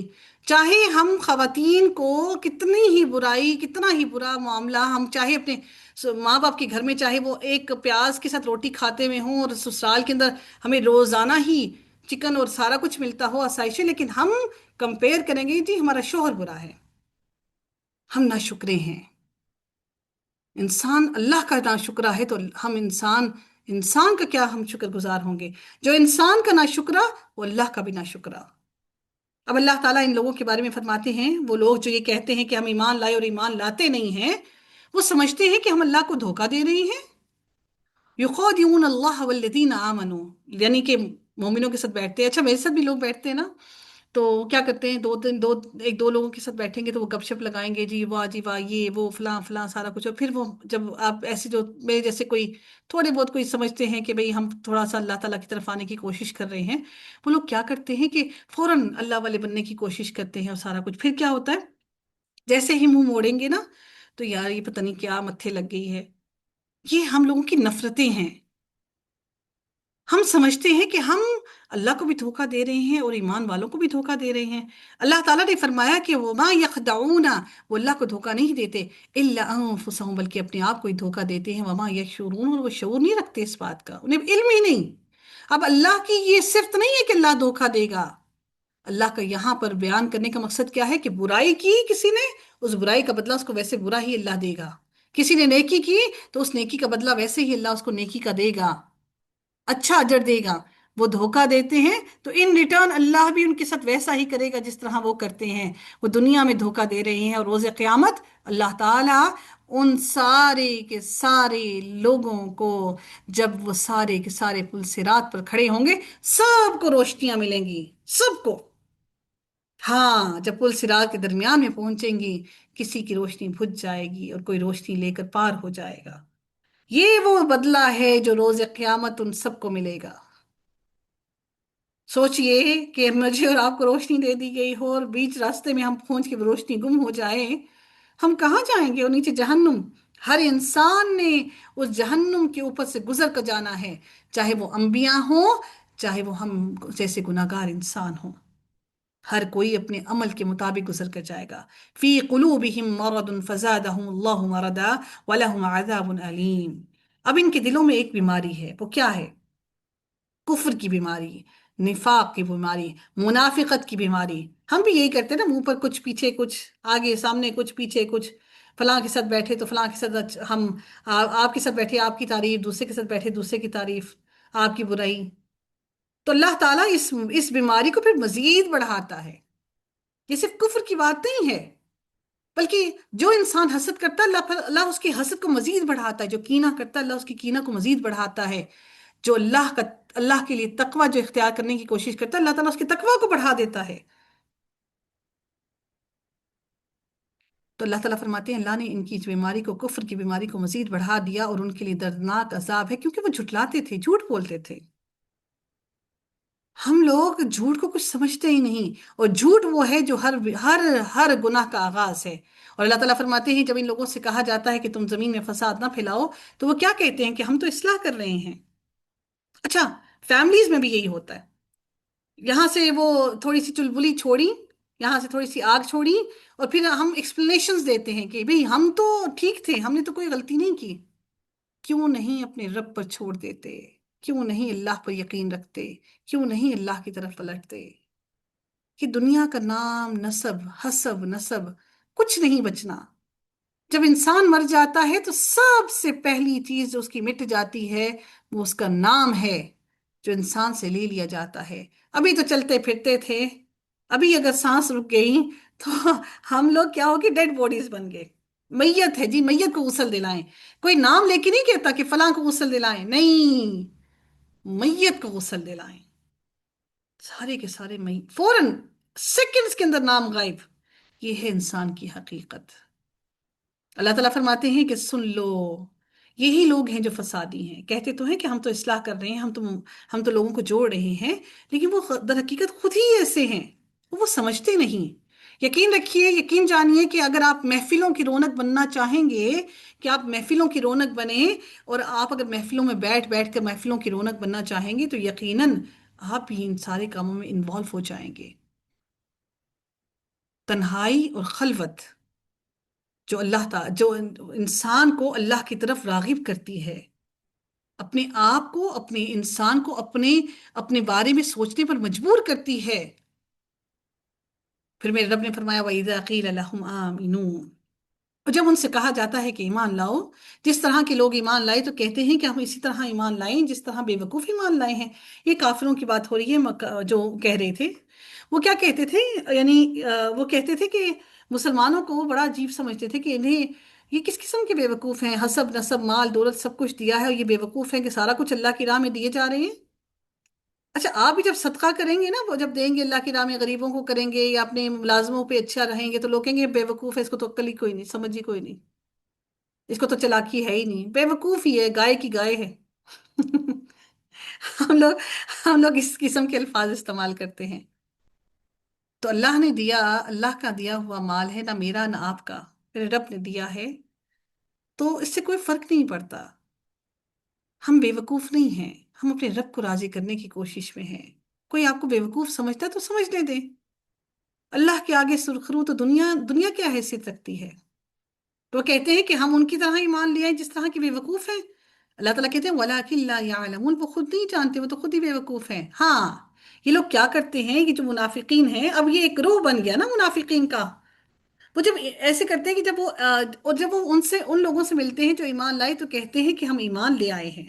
یہ کیا کرتے ہیں کہ جب ان لوگوں سے ملتے ہیں جو ایمان والے ہیں تو کہتے ہیں کہ ہم ایمان لے آئے، اور پھر جب وہ اپنے سرداروں کی طرف اکیلے ہوتے ہیں، یعنی جو ان کے سردار تھے شیاطین، ان کو اس لیے کہا گیا شیاطین ہی، اس لیے ان کو کہا گیا، وہ شیطان نہیں مراد سے مراد یہ ہے کیونکہ ان کے سردار شیطان کے رستوں پر چلنے والے تھے. تو یہ جب اپنے سرداروں کے ساتھ جا کے اپنی ان ٹولیوں کے اندر جا کے بیٹھتے ہیں، اپنی ان گیدرنگ کے اندر جب اکٹھے ہوتے ہیں تو کہتے ہیں کہ ہم تو تمہارے ساتھ ہیں، ہم تو ان مسلمانوں کا مذاق اڑا رہے تھے. اللہ فرماتے ہیں، اللہ رب العزت فرماتے ہیں اللہ یستہزئ بہم ویمدہم فی طغیانہم یعمہون. آپ سمجھتے ہیں وہ نماز بھی نہیں پڑھتا، روزہ بھی نہیں رکھتا، کچھ بھی نہیں کرتا، اور پھر بھی اللہ نے اس کو اتنا مال دیا ہوا. میرے رب نے کہا کہ اللہ ان سے مذاق کرتا ہے اور ان کو ڈھیل دے رہا ہے، اور وہ اپنی سرکشی میں اندھے ہوئے ہیں. اب یہ جو یعمہون کا لفظ ہے نا، یہ آئن میم اور ہا، آمیہا، اس سے مراد کیا ہوتا ہے؟ آمیہا سے مراد ہے دل کا اندھا ہونا. آنکھوں کا جو اندھا ہونا ہوتا ہے نا، وہ امیون ہوتا ہے. امیون، آپ لوگوں نے قرآن میں وہ آیت پڑھی ہوگی، سمبن بکمن امیون. یا مہون سے مراد ہے کہ دل کا اندھا ہو جانا. سوچئے کہ اگر دل اندھا ہو گیا تو پھر کیا کریں گے؟ اگر دل اندھا ہو گیا تو پھر کیا کریں گے؟ کیونکہ یہ دل ہی تو ہے جو ہم سے اچھے عمل کروا رہا ہے. یہ دل ہی تو ہے جو ہمیں ہدایت کے رستے پر لے کر آ رہا ہے. اگر دل اندھا ہو گیا تو کچھ دکھائی ہی نہیں دے گا. تو یہ اس اندھے پن میں، اپنی سرکشی میں اندھے ہوئے ہیں. ان کے دل جو ہے وہ اندھے ہو گئے. اب یہ لوگ کیا کرتے ہیں؟ اللہ تعالیٰ فرماتے ہیں یہ وہ لوگ ہیں جنہوں نے ہدایت کے بدلے گمراہی خرید لی ہے. یعنی یہ بارٹر سسٹم، لینا دینا. یعنی آپ کیا کرتے ہیں، آپ ایک چیز لی اور پھر دوسری دوسری چیز دے دی. تو اللہ تعالیٰ کہتے ہیں کہ انہوں نے کیا کیا کہ گمراہی کے بدلے ہدایت کو خرید لیا. لیکن جو ان کا بارٹر سسٹم تھا نا، تو انہوں نے، ان کا جو بارٹر سسٹم تھا، لین دین تھا، وہ اللہ تعالیٰ نے ان کے لیے نفع بخش نہ دیا. نہیں جی، صدقہ دینے کے لیے بتانا ضروری نہیں ہے. اللہ تعالیٰ فرماتے ہیں کہ انہوں نے کیا کیا کہ وہ یہ چاہتے یہ تھے کہ یہ وہ ہدایت، اللہ نے ان کو ہدایت دی، ہدایت لے کے وہ گمراہی میں چلے گئے. اچھا، کیا ہوتا ہے کہ ہم لوگ کیا کرتے ہیں کہ ہم کسی محفل میں بیٹھتے ہیں، تھوڑا عرصہ ہم نے کوئی دورہ قرآن لیا، دورہ قرآن میں اللہ نے آپ کے گھر پر ہدایت بھیج دی. پھر میں نے اور آپ نے کیا کیا؟ رمضان جیسے ہی گزرا پھر دنیا داری میں لگ گئے، وہ ہدایت نکل گئی، چلی گئی. اب اللہ تعالیٰ اسی بات کو آگے لیبوریٹ کریں، اس تجارت کو. مثلہم کمثل الذی استوقد نارا، ان کی مثال اس شخص کی مثال کی طرح ہے جس نے آگ بھڑکائی. تو جب اس نے اس کے ارد گرد کی چیزوں کو روشن کر دیا تو اللہ تعالیٰ ان کے نور کو لے گیا. اب اس آگ بھڑکائی سے مراد کیا ہے؟ استوقد نارا، یعنی اللہ تعالیٰ نے اس نے آگ کو بھڑکائی، خود ہی تاریکیوں میں شمع کو روشن کیا، اور پھر اللہ تعالیٰ اس کی نور کو ہی لے گیا. اللہ نے اس کی آنکھوں کو، اس کی روشنی کو ہی لے گیا. اب وہ روشنی ہے ہی نہیں آنکھوں میں، تو وہ اس نور کو، اس آگ کو، اس کی روشنی کو کیا کرے گا؟ اب سوچئے ایک بات، میں اور آپ ساری زندگی دن رات محنت کر کے، مال اکٹھا کر کے گھر بنایا، سارا کچھ کیا، پھر کیا ہوا؟ جب گھر بنایا، جب گھر کو انجوائے کرنے کا وقت آیا تو ہم بوڑھے ہو گئے، ہڈیاں لاغر ہو گئیں. وہ ساری کی ساری انجوائمنٹ کس کے نصیبوں میں آئی؟ آپ کی اولاد کے نصیب میں. سوچا یہ بات کہ وہ ساری محنت کرنے کے لیے اپنے اللہ کو اگنور کر دیا، اللہ کی عبادت کو اگنور کر دیا، اللہ کے حقوق کو اگنور کر دیا، اپنے حقوق العباد کو پورا کرنے میں اگنورنس کی. تو پھر اب وہ سارا مال اور دولت کس کام کا؟ آپ تو اس کو انجوائے کرنے کے بھی قابل نہیں. اب تو ہمارے اسٹمک بھی ایسے ہو گئے کہ ہم تو اچھا کھا بھی نہیں سکتے، وہ بھی ہضم نہیں ہوتا. اور پھر اللہ تعالیٰ فرماتے ہیں اور انہیں اندھیروں میں چھوڑ دیا کہ وہ نہیں دیکھتے. جب اللہ تعالیٰ انسان کے نور کو لے جائے نا، نور کیا ہے؟ ہدایت ہے. اللہ تعالیٰ فرماتے ہیں نا کہ سورہ نور کے اندر اللہ رب العزت فرماتے ہیں کہ اللہ تعالیٰ جس کو چاہتا ہے اپنے نور سے ہدایت عطا کرتا ہے. یعنی ہدایت جو ہے وہ نور ہے، روشنی ہے جو آپ کے دل کو روشن کر دیتی ہے. اللہ رب العزت فرماتے ہیں صم بکم عمی فہم لا یرجعون، وہ بہرے ہیں، گونگے ہیں، اندھے ہیں. یعنی ساری صلاحیتیں موجود ہیں لیکن وہ ان سے کوئی کام نہیں لیتے. بالکل ایسے ہی ہیں آپ اور میں، وہ سارے کے سارے لوگ، میں اور آپ وہ سارے کے سارے لوگ جو قرآن سے دور ہیں، میرا مطلب یہ کہنا ہرگز نہیں ہے آپ لوگوں کو کہ آپ قرآن کی تلاوت سے دور ہیں، قرآن کو سمجھنے سے قاصر ہیں۔ آپ کے سامنے قرآن پڑھا جا رہا ہے، پڑھا جا رہا ہے، تلاوت ہو رہی ہے، آپ کو پتہ ہی نہیں اللہ کیا کہہ رہے ہیں، آپ کو پتہ ہی نہیں کہ یہ کیا پڑھا جا رہا ہے، تو پھر آپ بہرے نہیں؟ آپ اس کو آپ اس کو سمجھانے میں قاصر ہیں تو آپ گونگے نہیں؟ یون ہدایت کا پتہ ہی نہیں تو اندھے نہیں؟ تو ہم پر یہ آیت بڑی ہی بہترین فٹ آتی ہے، کیونکہ ہم نے کبھی قرآن کو سمجھنے کی کوشش ہی نہیں کی۔ اللہ تعالیٰ ہمیں کیسے معاف کرے گا؟ ہم نے زندگی کے اتنے سال گزار دیے، پڑھتے رہے قرآن کو ثواب کے لیے، ہاں یقیناً اللہ ثواب تو دے گا ہی، لیکن تدبر ہی نہ حاصل کیا، سمجھا ہی نہیں اللہ نے کہا کیا، اللہ ہمارے ساتھ کیا معاملہ کرے گا؟ او کصیب من السماء فیہ ظلمات ورعد وبرق۔ اب یہاں پر بات ہو رہی ہے آسمان سے موسلا دھار بارش، موسلا دھار بارش سے مراد کیا ہے کہ جو نبی اکرم صلی اللہ علیہ وسلم شریعت اسلامی لے کر آئے، اسلام لے کر آئے۔ پھر اللہ تعالیٰ فرماتے ہیں کہ جیسے اب مثال ایک اور بیان ہو رہی ہے، جیسے آسمان سے موسلا دھار بارش برستی ہے، اور جس میں اور پھر وہ بارش اتنی زیادہ ہوتی ہے کہ وہ یعنی اسلام آیا، اور پھر کیا ہوا کہ مسلمانوں پر یعنی بات کیا ہوئی کہ اس بارش کے ساتھ، کیونکہ بارش کی مثال ہو رہی ہے نا، بیان ہو رہی ہے، تو بارش کے ساتھ کیا ہوتا ہے؟ کالے سیاہ بادل ہوتے ہیں، گرج چمک بھی ہوتی ہے، تو اللہ تعالیٰ فرماتے ہیں کہ یعنی گرج اور چمک ہوتی ہے، اور پھر کیا ہوتا ہے کہ یعنی اسلام لانے کے بعد مشکلات آتی ہیں۔ آپ لوگ کو خواتین سمجھتی ہیں جی ہم نے تو بڑے نیک عمل کیے، ہم نے تو ساری زندگی نمازیں پڑھی، روزے رکھے، پتہ نہیں ہمارے شوہر ہمارے ساتھ سیدھے کیوں نہیں ہوتے، پتہ نہیں ٹیڑے کے ٹیڑے ہی رہتے ہیں۔ تو ایک اللہ تعالیٰ ہر انسان کو آزمائے گا، کسی کو اولاد سے، کسی کو شوہر سے، کسی کو بہن بھائیوں سے، کسی کو ساس سسر سے، کسی کو ماں باپ سے، کسی کو اولاد سے۔ اس آزمائش کے بغیر جنت میں نہیں جا سکتے آپ لوگ۔ تو اللہ تعالیٰ کہتے ہیں کہ پھر وہ کیا ہوا کہ اللہ نبی کریم صلی اللہ علیہ وسلم شریعت لے کر آئے، اور اس کے بعد کیا ہوا، شریعت کے آنے کے بعد کیا ہوا، ان لوگوں نے جب مسلمانوں پر مشکلات آئیں تو وہ جو کافر لوگ تھے وہ اس وقت تو پہلے مسلمانوں کے ساتھ آ گئے، دیکھا جی مسلمانوں کے پاس مال غنیمت بھی آ رہا ہے، پیسہ بھی ہے، دولت بھی آنا شروع ہو گئی، اب سب کچھ ہے، جیسے ہی ان کے اوپر مشکلات آنا شروع ہوئی تو وہ بھاگ گئے۔ تو وہ کیا کرتے، اپنی کانوں میں انگلیاں ٹھونس لیتے، اصابعهم في آذانهم من الصواعق حذر الموت واللہ محیط بالکافرین، اور اللہ تعالیٰ کافروں کو گھیرنے والا ہے، اللہ تعالیٰ نے کافروں کو ہر طرف سے گھیر رکھا ہے۔ اللہ رب العزت مزید فرماتے ہیں کہ اب وہ بجلی اس قسم کی کہ بجلی ان کی نگاہیں اچک لے، جب کبھی ان کے لیے روشنی کرتی ہے تو وہ اس میں چل پڑتے ہیں، یعنی جب آسانی ہوتی ہے۔ اب بات یہ ہو رہی ہے کہ جب اب یعنی کہ روشنی اللہ نے کیا دی، نور دیا، ہدایت دی، علم دیا، جب آسانی ہوتی ہے تو اس کی طرف چل پڑتے ہیں، اور جیسے ہی اللہ نے مشکل کی ان پر، اندھیرا ہوا، وَإِذَا أَظْلَمَ عَلَيْهِمْ قَامُوا، تو رک کے کھڑے ہو جاتے ہیں۔ اور اگر اللہ تعالیٰ چاہتا تو ضرور ان کی سماعت اور ان کی بصارت کو لے جاتا۔ یعنی اس سے مراد کیا ہے کہ اللہ تعالیٰ نے ابھی بھی آپ کو ہدایت کے لیے چھوڑا ہوا ہے، ابھی بھی اللہ نے ہمیں ان محفلوں کا حصہ بنایا ہوا ہے۔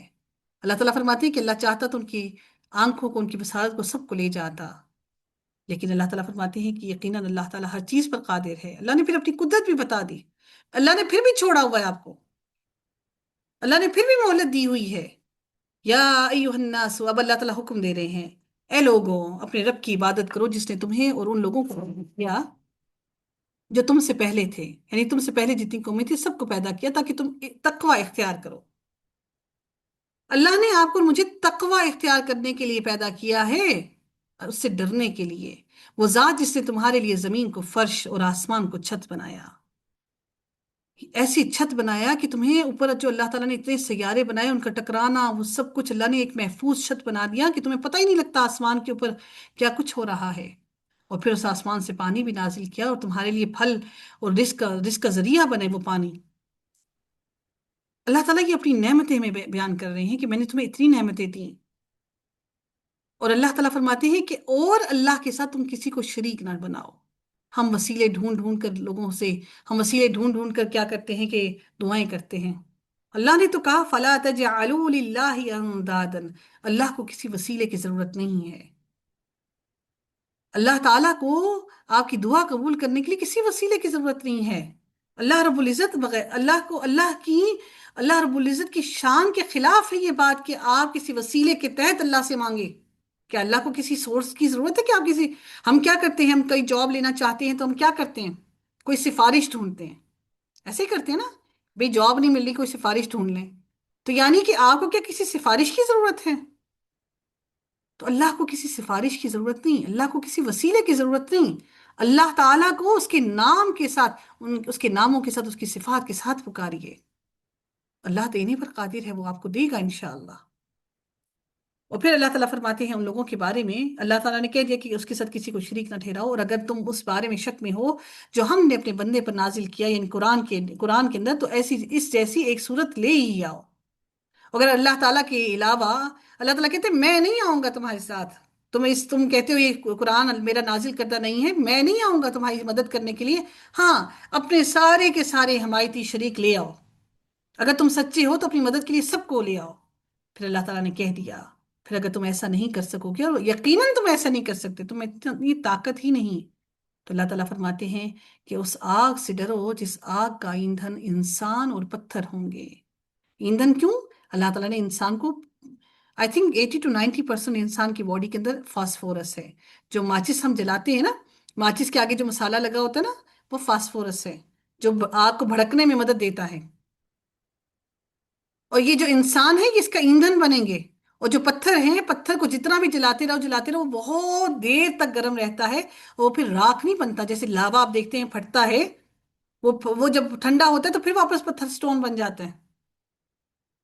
اللہ اکبر، میرے رب نے اس آگ کا، جہنم کا ایندھن بنایا ہے انسان اور کافروں کو. اور میرے رب نے کہا وَأُعِدَّتْ لِلْكَافِرِينَ، کافروں کے لیے تیار کی. اللہ نے مومنوں کے لیے جہنم نہیں تیار کی. لیکن ہم کیا کریں، اللہ تو اپنے بندوں پر ظلم نہیں کرتا. اللہ نے تو ہمیں رستے بتا دیے. پھر ہم جیسے لوگ جب ان گناہوں میں پڑے رہتے ہیں تو پھر یقیناً اللہ ہمیں جہنم میں داخل کرے گا کہ نہیں کرے گا؟ سوچئے، کیا ہمارے عمل اس قابل ہیں کہ اللہ رب العزت ہمیں جنت میں داخل کرے؟ اللہ تعالیٰ فرماتے ہیں، اور اب ان لوگوں کو خوشخبری دی جا رہی ہے جو نیک عمل کرتے ہیں کہ ان کے لیے باغات ہیں اور جن کے نیچے نہریں بہہ رہی ہیں. جب کبھی ان میں سے کوئی پھل انہیں کھانے کو دیا جائے گا جنت میں انشاءاللہ، تو وہ کہیں گے کہ یہ تو وہی پھل تھے جو ہم دنیا میں بھی کھاتے رہے.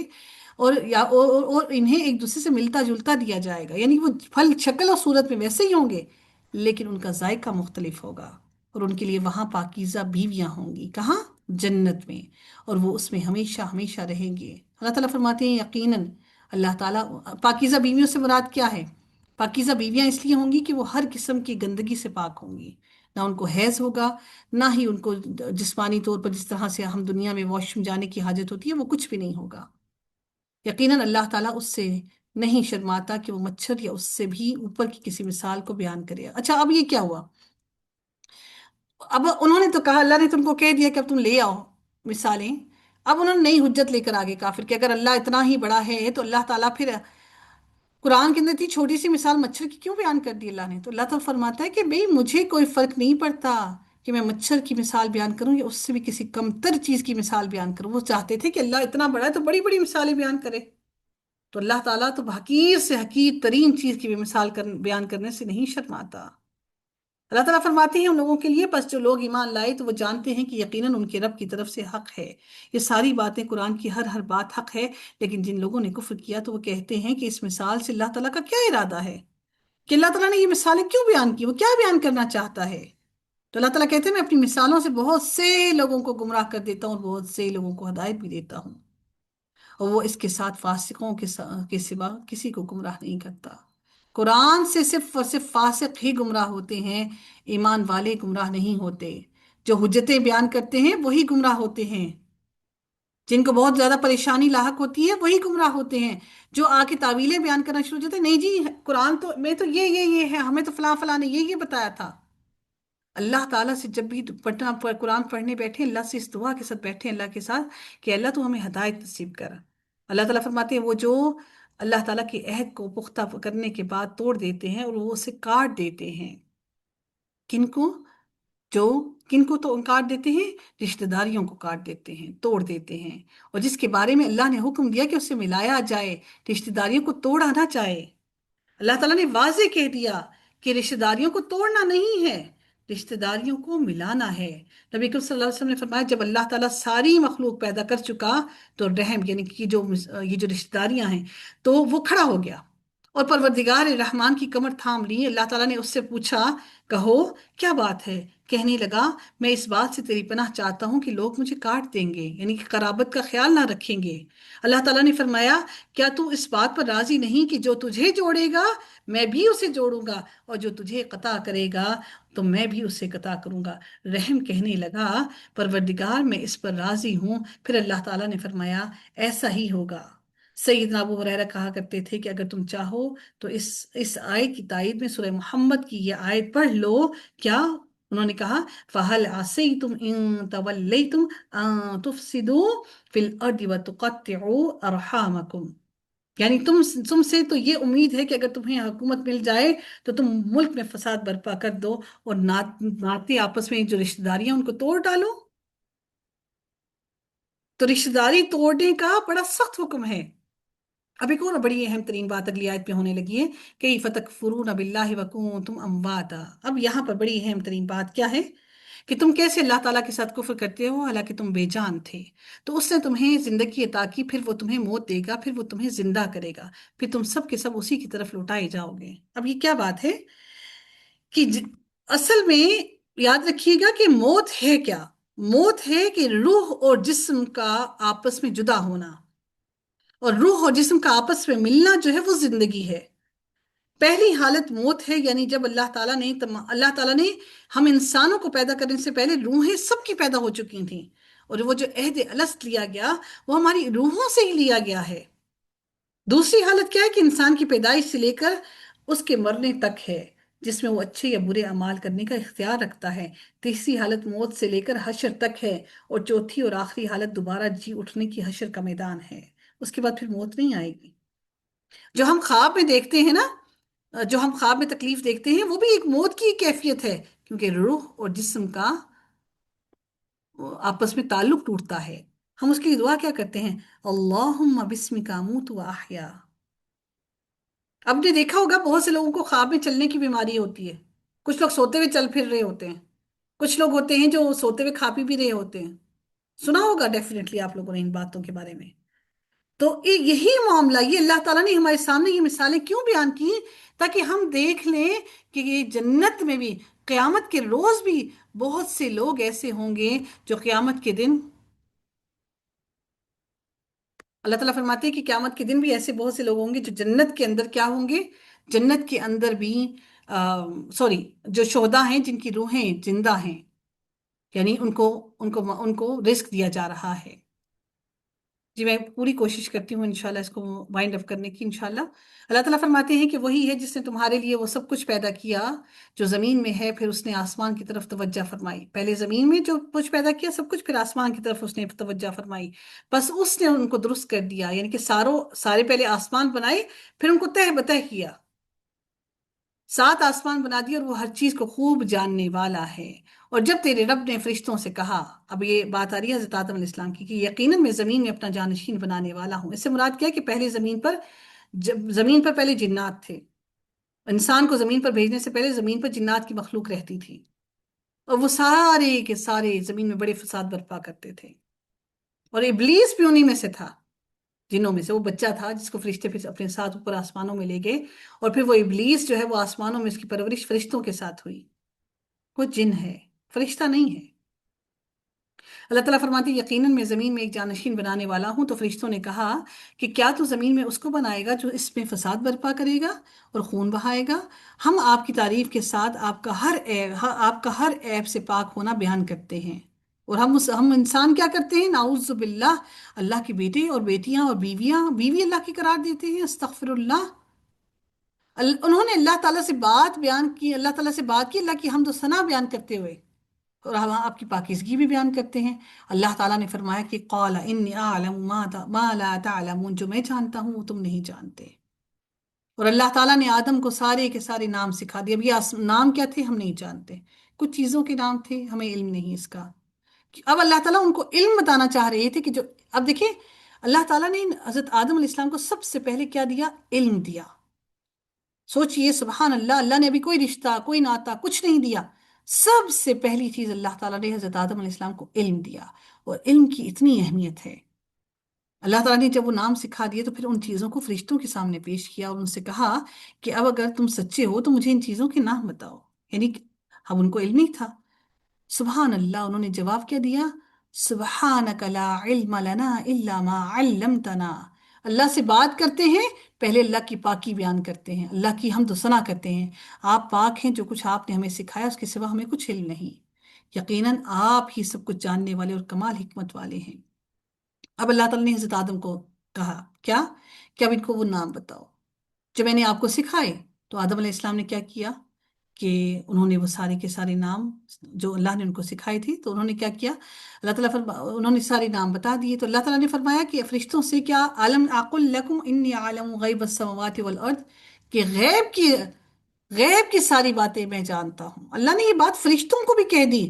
تو ہم جو انسان حساب کتاب لگا کر بیٹھے ہوتے ہیں، جی فلاں نے چوری کی ہوگی، فلاں نے یہ کیا ہوگا، ہم حساب کتاب لگا کر بیٹھے ہوتے ہیں، اللہ نے تو فرشتوں کو بھی کہہ دیا کہ تم غیب نہیں جانتے، صرف غیب میں جانتا ہوں۔ تو ہم انسان کیسے کسی کا غیب جان سکتے ہیں؟ اور اللہ نے فرما دیا جو تم ظاہر کرتے ہو، جو تم چھپاتے ہو، وہ سب میں جانتا ہوں۔ اب اس سے مراد کیا تھی؟ اللہ تعالیٰ نے کی مراد یہ تھی، اس سے مراد کیا ہے کہ وہ جو شیطان کے دل میں جو بات آ رہی تھی نا، کیا آ رہی تھی کہ اللہ نے کہا کہ میں خلیفہ بنانے لگا ہوں تو یقیناً میں ہوں گا، میں سے بڑھ کر اور کون علم والا ہوگا، کیونکہ آدم علیہ السلام کو تھوڑا سا علم دیا گیا کچھ چیزوں کا، اور ابلیس کے پاس بہت علم تھا، اس کو یہ بھی تکبر تھا میرے پاس علم بہت زیادہ ہے۔ یعنی علم آنے کے بعد جو سب سے پہلی چیز انسان کے اندر آتی ہے وہ تکبر آتا ہے، مجھے تو سب کچھ پتا، مجھے سیکھنے کی کیا ضرورت ہے؟ اس لیے ہمیشہ اپنے آپ کو طالب علم سمجھیے کہ میں طالب ہوں، علم حاصل کرنے کی طلب کرنے والا۔ اور جب ہم نے فرشتوں سے کہا کہ آدم کو سجدہ کرو، اب اللہ نے کہا جب کہ میں جانتا ہوں جو تم چھپا رہے ہو، تو انہوں نے کہا جب سجدہ کرو تو سب نے کیا سوائے ابلیس کے۔ کیوں نہ کیا؟ کیونکہ اس کو تکبر تھا، اور سجدہ نہ کر کے وہ کیا ہو گیا؟ انکار کرنے والا، کافر ہو گیا۔ یہ سجدہ تعظیم کے طور پر تھا، یہ عبادت کے طور پر نہ تھا۔ یعنی اللہ تعالیٰ وہ جاننا چاہتے تھے کہ ان کے دلوں میں کیا ہے، وہ اللہ کی بات سنتے ہیں یا نہیں۔ اچھا، وہ جو نماز میں ہم دو سجدے کرتے ہیں نا، پہلا سجدہ وہ جو اللہ نے حکم دیا، دوسرا سجدہ کیا ہوا کہ وہ انکار کر کے منکر ہو گیا شیطان، اور پھر فرشتوں نے پھر سجدہ کیا اللہ کا یہ شکر ادا کرنے کے لیے کہ الحمدللہ کہ ہم انکاری نہیں ہوئے، ہم نے الحمدللہ ہم نے سجدہ کیا۔ تو پھر ہم بھی نماز میں دو سجدے کرتے ہیں۔ اللہ تعالیٰ فرماتے ہیں اور ہم نے کہا اے آدم تم اور تمہاری بیوی دونوں جو ہیں جنت میں رہیں، جہاں سے چاہو جو دل کرے کھاؤ۔ ہاں، اب آزمائش، فرشتوں کی آزمائش ہوگی، ابلیس کی آزمائش ہوگی، اب آزمائش کا وقت تھا حضرت آدم علیہ السلام کا اور ان کی بیوی کا، سوائے ایک درخت کے کہ اس کے قریب نہ جانا۔ لیکن شیطان وہاں موجود تھا۔ شیطان اب کس طرح موجود تھا؟ فزیکلی تھا، یا پھر وہ ان کے دلوں میں وسوسے ڈالنے کے لیے وہاں موجود تھا؟ ہم نہیں جانتے اس بات کو۔ تو اب شیطان نے ان کے دل میں وسوسہ ڈالا یا وہ جسمانی طور پر ان کے سامنے آیا، اسے کس طرح سے پھسلایا ہم نہیں جانتے۔ بہرحال اس نے ان کو کیا کہا کہ اگر تم یہ پھل کھا لو گے تو تمہیں ہمیشگی کی زندگی مل جائے گی، فرشتوں جیسے ہو جاؤ گے۔ تو پھر شیطان نے کیا کیا؟ ان دونوں کو وہاں سے نکلوا دیا جس میں وہ تھے، کس میں؟ وہ جنت میں تھے۔ اب یہ بات کچھ لوگ کہتے ہیں، نعوذ باللہ، کہتے ہیں کہ وہ ان کے گناہ کی سزا پہ اللہ تعالیٰ نے اگر آدم کو زمین پر بھیجا سزا کے طور پر، تو زمین ہمارے لیے اچھی کیسے ہو سکتی ہے؟ ہم نے یہاں پر کیا پڑھا کہ اللہ تعالیٰ نے کیا کہا کہ میں زمین میں اپنا خلیفہ بنانے والا ہوں۔ اللہ کو سب علم تھا، اللہ تعالیٰ نے فرشتوں سے کیا کہا کہ میں زمین میں اپنا خلیفہ بنانے والا ہوں۔ اللہ نے یہ نہیں کہا تھا کہ میں جنت میں اپنا خلیفہ بنانے والا ہوں۔ دیکھیں یہ کیا کہا اللہ تعالیٰ نے، وَإِذْ قَالَ رَبُّكَ لِلْمَلَائِكَةِ إِنِّي جَاعِلٌ فِي الْأَرْضِ خلیفہ، زمین میں خلیفہ، زمین میں جانشین۔ یہ ایسا ہی ہونا تھا، اللہ نے ایسا ہی سب کچھ کرنا تھا، اللہ تعالیٰ سب کچھ جانتے تھے اور ایسا ہی سب کچھ ہونا تھا۔ تو انہیں زمین پر ہی بسانا تھا، انہیں جنت میں نہیں رکھنا تھا۔ پھر اللہ تعالیٰ نے کہا کہ جہاں سے کھاؤ، پھر انہوں نے کیا کیا؟ شیطان نے جب ان کو پھسلا دیا، دونوں کو پھسلا دیا، دونوں کو، آدم کو صرف نہیں کہا یا صرف ان کی بیوی کو نہیں کہا، بلکہ دونوں کو پھسلایا شیطان نے اور ان کو وہاں سے نکلوا دیا۔ تو اللہ نے حکم دیا کہ تم یہاں سے اتر جاؤ، چلے جاؤ نیچے زمین پر۔ ہاں، ایک وقت تک تمہیں یہاں زمین میں رہنا ہے اور پھر فائدہ بھی اٹھانا ہے۔ پھر اللہ تعالیٰ نے آدم علیہ السلام کو کچھ کلمات سکھائے توبہ کرنے کے لیے، معافی مانگنے کے لیے۔ ہم تو سیکھنا چاہتے ہی نہیں، ہم کہتے ہیں کہ ہم سے تو قرآن نہیں یاد ہوتا، بھئی ہم کیا کریں؟ کوشش تو کریں۔ تو پھر اللہ تعالیٰ نے ان کی توبہ کو قبول کیا۔ اللہ تعالیٰ فرماتے ہیں تو ظاہر ہے اللہ بہت توبہ قبول کرنے والا ہے، اسے معافی مانگو تو صحیح۔ پھر ہم نے کہا، اللہ تعالیٰ فرماتے ہیں ہم نے کہا تم سب یہاں سے اتر جاؤ، پھر اگر میری طرف سے تمہارے پاس واقعی کوئی ہدایت آتی ہے تو اس کی پیروی کرو۔ تو یہ ہم سب کے لیے ہے، آپ کے پاس اور میرے پاس قرآن موجود ہے، اس کی پیروی کرو، اس کی اطاعت کرو۔ تو اللہ تعالیٰ کہتے ہیں تو ان کے لیے نہ کوئی خوف ہوگا اور نہ ہی وہ روز قیامت غمگین ہوں گے کہ ہم نے زندگی کیسے گزر بسر کر دی۔ اور جن لوگوں نے کفر کیا اور ہماری آیات کو جھٹلایا وہی لوگ آگ والے ہیں اور اس میں ہمیشہ رہیں گے۔ اب اللہ تعالیٰ اگلی آیت میں بنی اسرائیل کو کہہ رہے ہیں کہ اے بنی اسرائیل، اس نعمت کو یاد کرو جو میں نے تمہیں عطا کی، اور تم میرے عہد کو پورا کرو۔ عہد کون سا؟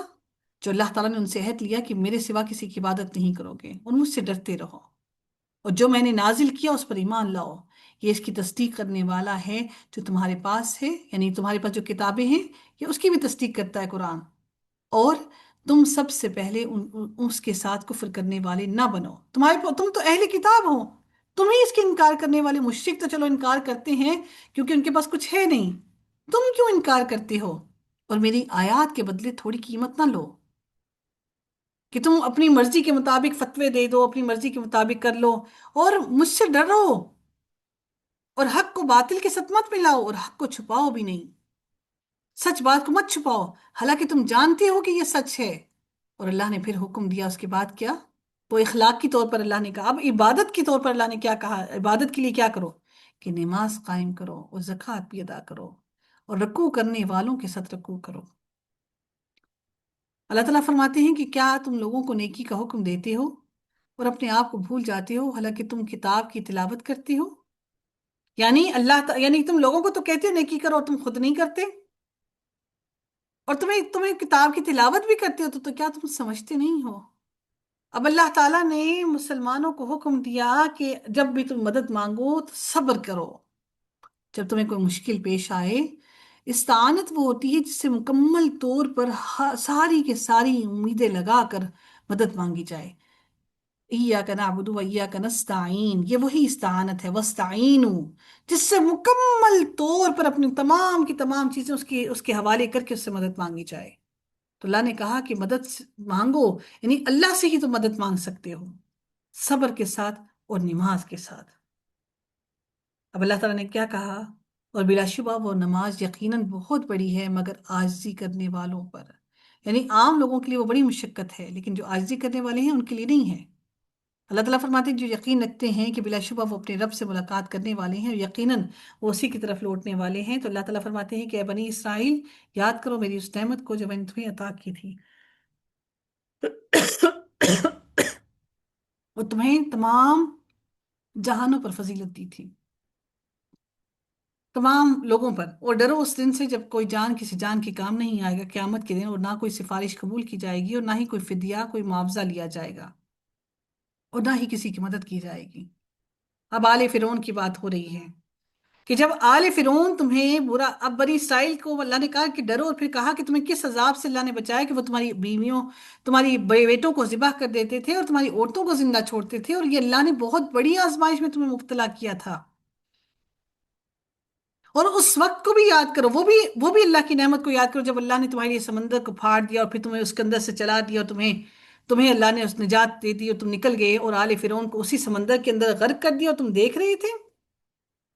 اور اس وقت کو بھی یاد کرو جب ہم نے موسیٰ کو 40 راتوں کے لیے اپنے پاس جب بلایا، اب یعنی کہ موسیٰ علیہ السلام کو بلایا کہ ان لوگوں کو اللہ نے اللہ نے اس قوم کو نجات دیا۔ اللہ تعالیٰ نے اس قوم کو کیا کرنا تھا؟ اللہ تعالیٰ نے اس قوم کو عبادت کے لیے کچھ چیزیں بھی دینی تھی نا۔ تو اللہ نے جب ان کو بلایا حضرت موسیٰ علیہ السلام کو کہ اب ان کو عبادت کے طور طریقے سکھاؤ، 40 دن کے لیے بلایا، تو انہوں نے کیا کیا؟ اللہ نے فرمایا کہ تم نے بچڑے کو پکڑ لیا اور تم بچڑے کی عبادت کرنے لگے اور تم ظالم بن گئے۔ پھر اللہ تعالیٰ فرماتے ہیں کہ پھر اس کے بعد ہم نے تمہیں معاف کر دیا، پھر بھی اللہ نے ان کو معاف کر دیا تاکہ تم پھر اللہ کا شکر ادا کرو۔ پھر اللہ نے کہا کہ اور وہ واقعہ یاد کرو جب ہم نے موسیٰ کو کتاب اور فرق کرنے والی چیز دی، یعنی کہ وہ فرقان، تاکہ تم فرق کرو حق اور باطل کے درمیان۔ اور اس وقت کو بھی یاد کرو جب موسیٰ نے اپنی قوم سے کہا ہے میری قوم، یقیناً تم نے بچڑے کو پکڑنے کی وجہ سے، یعنی کہ بچڑے کی عبادت کرنے کی وجہ سے اپنی جانوں پر ظلم کیا، لہٰذا تم اپنے پیدا کرنے والے رب کی طرف توبہ کرو اور اپنے آپ کو قتل کرو۔ اچھا یہ بات میں ایک بات بتاؤں گی کہ یہودیت کے اندر شرک کرنے کی سزا قتل کرنا ہے، تو اللہ نے ان کو حکم دیا کہ یہ قتل کریں، تو وہ آیا ایسے کہ اس میں روایات میں آتا ہے کہ کیا ہوا کہ وہ دو ٹولیاں بنی، آمنے سامنے کھڑے ہوئے اور ایک دوسرے کو انہوں نے آپس میں قتل کیا۔ جب ان لوگوں نے قتل کیا اور کئی ہزاروں کے حساب سے یہ لوگ مارے گئے۔ یہودیت میں شرک کی سزا یہ ہے، اللہ نے تو ہمیں پھر بھی ڈھیل دے رکھی ہے۔ پھر اللہ نے ان کی توبہ کو قبول کیا۔ پھر اللہ تعالیٰ فرماتے ہیں اور جب تم نے کہا اے موسیٰ ہم ہرگز آپ پر ایمان نہیں لائیں گے جب تک کہ ہم اللہ کو اپنی آنکھوں کے سامنے نہ دیکھ لیں۔ دیکھو اللہ نے اتنا ان پہ مہربانی کی، پھر بھی وہ کہتے ہیں ہم اللہ کو اپنی آنکھوں کے سامنے دیکھنا چاہتے ہیں۔ تو اللہ نے فرمایا تو تمہیں بجلی نے پکڑ لیا اور تم دیکھ رہے تھے۔ ایسا نہیں ہوا کہ وہ جب اللہ تعالیٰ کی تجلی جب دیکھ رہے تھے تو سارے کے سارے اکٹھے ہی گر گئے، نہیں، وہ دیکھ رہے تھے کہ ون ون بائی ون گر رہے ہیں۔ جب اللہ نے ان سے کہا کہ وہ سامنے والے پہاڑ پہ نظر ڈالو، میری تجلی کو اگر تم دیکھ پائے، یعنی کہ ڈائریکٹ تمہاری آنکھیں مجھے نہیں دیکھ سکتی، وہ سارے کے سارے مر گئے۔ اللہ تعالیٰ فرماتے پھر ہم نے تمہاری موت کے بعد تمہیں اٹھایا تاکہ تم شکر کرو۔ حضرت موسیٰ علیہ السلام نے پھر اللہ سے دعا کی یہ سارے کے سارے مر گئے ہیں تو اللہ تو ان کو واپس زندگی عطا کر دے۔ وہ پھر سارے دوبارہ زندگی اللہ نے ان کو عطا کی تاکہ تم شکر ادا کرو۔ اس کے بعد پھر اللہ نے ان پر عنایت کی کہ اور ہم نے تم پر بادل کا سایہ کیا، یعنی ریگستان تھا نا، گرمی تھی بہت زیادہ، تو اللہ تعالیٰ نے ایک بادل ان کے اوپر مسلط کر دیا کہ وہ ہر وقت ان کے اوپر سایہ کیے رہتا تھا۔ پھر من اور سلوہ کھانے کے لیے دیا، کیوں؟ کیونکہ اب اللہ تعالیٰ چاہتے تھے کہ اب وہ صرف اللہ کی عبادت کریں اور کچھ نہ کریں۔ تو انہوں نے کیا کیا؟ اور انہوں نے ہم پر ظلم نہیں کیا بلکہ انہوں نے اپنے آپ پر ہی ظلم کیا۔ اور وہ کیا کرتے کہ اب اللہ رب العزت پھر مزید ارشاد فرماتے ہیں کہ اس وقت کو یاد کرو جب ہم نے کہا اس بستی میں داخل ہو، جب اللہ تعالیٰ نے ان کو کہا کہ واپس فلسطین کے علاقے میں واپس چلے جاؤ، اور وہ جس علاقے سے آئے تھے شام، اور جس علاقے میں وہ موجود تھے، اللہ نے ان کو کہا کیونکہ یہ مصر میں گئے تھے، حضرت یوسف علیہ السلام نے ان کو مصر میں بلایا تھا نا، تو یہ بنی اسرائیل مصر میں گئے تھے، تو اللہ تعالیٰ نے ان کو کہا کہ واپس اپنے علاقے میں جب جاؤ تو وہاں پہ جاؤ اور وہاں پر بس اس میں جہاں سے چاہو خوب کھاؤ، دروازے میں سے سجدہ کرتے ہوئے داخل ہونا۔ یہ ایسا ہوتا تھا کہ ایک حصار کے اندر نا وہ بستی ہوا کرتی تھی، باؤنڈری کے اندر، جیسے آج سوسائٹیز ہوتی ہیں نا، باؤنڈریز بنی ہوتی ہیں، تو باؤنڈریز تھیں، اور اللہ نے حکم دیا کہ اس دروازے سے سجدہ کرتے ہوئے اندر داخل ہونا اور اللہ سے حتتن کہنا کہ اے اللہ تو بخش دے ہمارے گناہوں کو، ہماری خطاؤں کو۔ تو انہوں نے پتہ کیا کیا، اس حتتن کو حبتن کا لفظ بنا لیا، کچھ نہیں کچھ اور لفظ بتایا کہ تو ہمیں اناج دے، دانا دے، وہ یہ کہتے ہوئے، اور وہ اللہ نے کہا سجدہ کرتے ہوئے جاؤ، وہ گھسیٹتے گھسیٹتے گئے، جیسے بچے نہیں ہوتے جو ہپس پر بیٹھ کے کرالنگ کرتے جاتے ہیں، جیسے معذور ہوتے ہیں جو ٹانگوں سے وہ چل نہیں سکتے تو کرالنگ کرتے ہوئے جاتے ہیں، اس طرح سے گئے۔ اللہ اکبر، اللہ نے حکم دیا سجدہ کرتے ہوئے جاؤ، اور تم لوگ کس طرح جا رہے ہو؟ اللہ نے کہا میں تمہاری خطاؤں کو بخش دوں گا جو تم نے میرے ساتھ شرک کی تھی۔ پھر انہوں نے کیا کیا کہ انہوں نے اللہ تعالیٰ کی بات کو ہی بدل دیا، حتتن کو بدل دیا، جو اللہ نے ان کو حکم دیا تھا اس کو بدل ڈالا انہوں نے۔ تو اللہ تعالیٰ نے فرمایا کہ اللہ نے ان پر آسمان سے عذاب نازل کیا، ان کے اندر مختلف قسم کے عذاب آئے، طاعون کا عذاب بھی آیا، بجلی کی کڑک کا عذاب بھی آیا، اس قوم پر مختلف عذاب آئے، وہ جو ٹڈیوں کا عذاب آیا، مینڈکوں کا عذاب آیا، خون کا عذاب آیا، یہ سارے مختلف عذاب بنی اسرائیل پر آئے۔ اب اللہ تعالیٰ نے کہا اب اس وقت کو یاد کرو کہ تب تمہارے پاس پانی بھی نہیں تھا اور موسیٰ سے تم نے پانی مانگا، ہم نے موسیٰ کو حکم دیا کہ پتھر پہ لاٹھی کو مارو، تو اس میں سے 12 قبیلے تھے، 12 چشمے پھوٹ نکلے، اور ہر قبیلے کو پتہ لگ گیا کہ اس نے کون سا، کہاں سے، کس کا کون سا حصہ ہے، کہاں سے اس نے پانی لینا ہے۔ تو پھر اللہ تعالیٰ فرماتے ہیں کہ اب ان لوگوں نے پھر کیا کیا، پانی بھی دے دیا، من و سلوا کھانے کے لیے بھی دے دیا، سب کچھ دے دیا، تو انہوں نے کیا کہا کہ اللہ اے موسیٰ ہم ایک چیز پر صبر نہیں کر سکتے، اپنے رب سے کہو کہ ہمیں وہ چیزیں دے جو زمین اگاتی ہے، سبزیاں بھی ہوں اور اناج بھی ہو، گندم بھی ہو، دالیں بھی ہوں، پیاز بھی ہو، یہ ساری چیزیں ہوں۔ تو موسیٰ علیہ السلام نے کہا اللہ نے تمہیں اتنی بہترین چیز دی ہے تو تم اس سے کمتر چیز چاہتے ہو؟ تو پھر اب اللہ نے کہا کہ اس شہر میں اتر جاؤ، جو تم نے مانگا ہے یقیناً وہ تمہیں ملے گا۔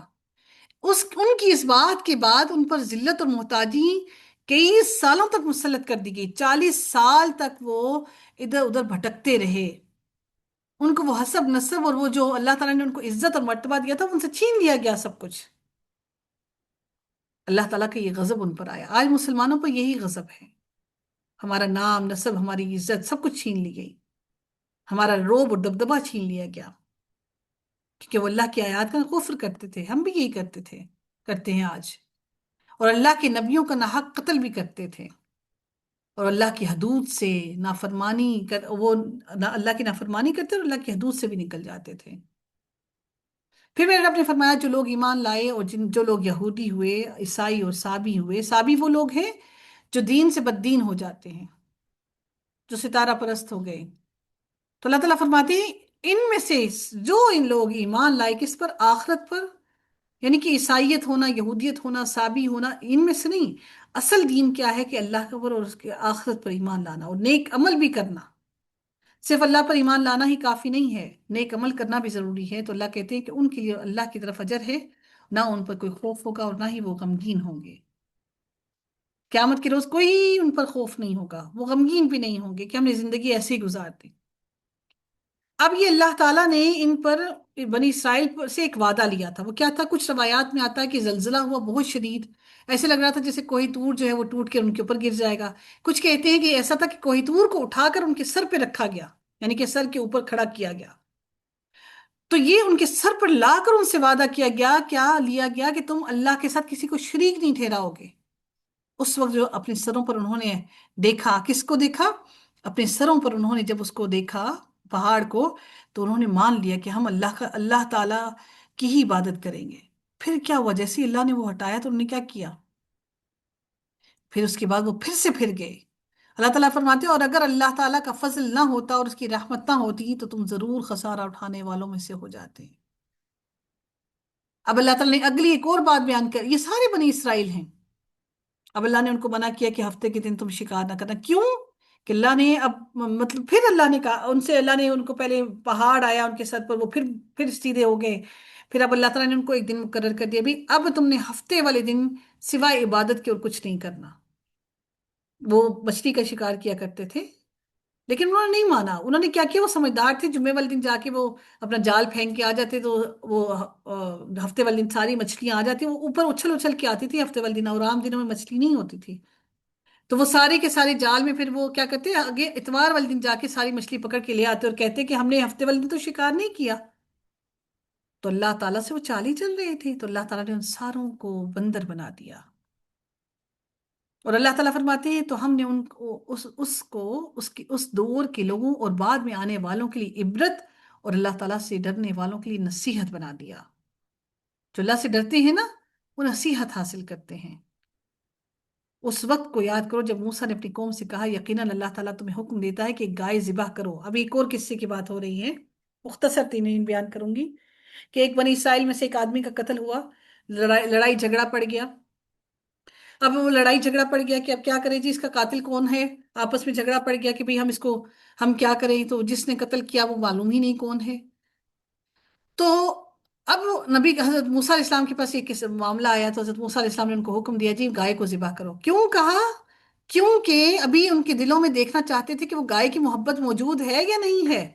یہ اللہ نے حکم دیا تھا کہ اس کا فیصلہ ایسے کرنا۔ وہ جو انہوں نے بچڑا بنا لیا تھا تو ابھی بھی تعظیم کہیں نہ کہیں دل میں موجود تھی۔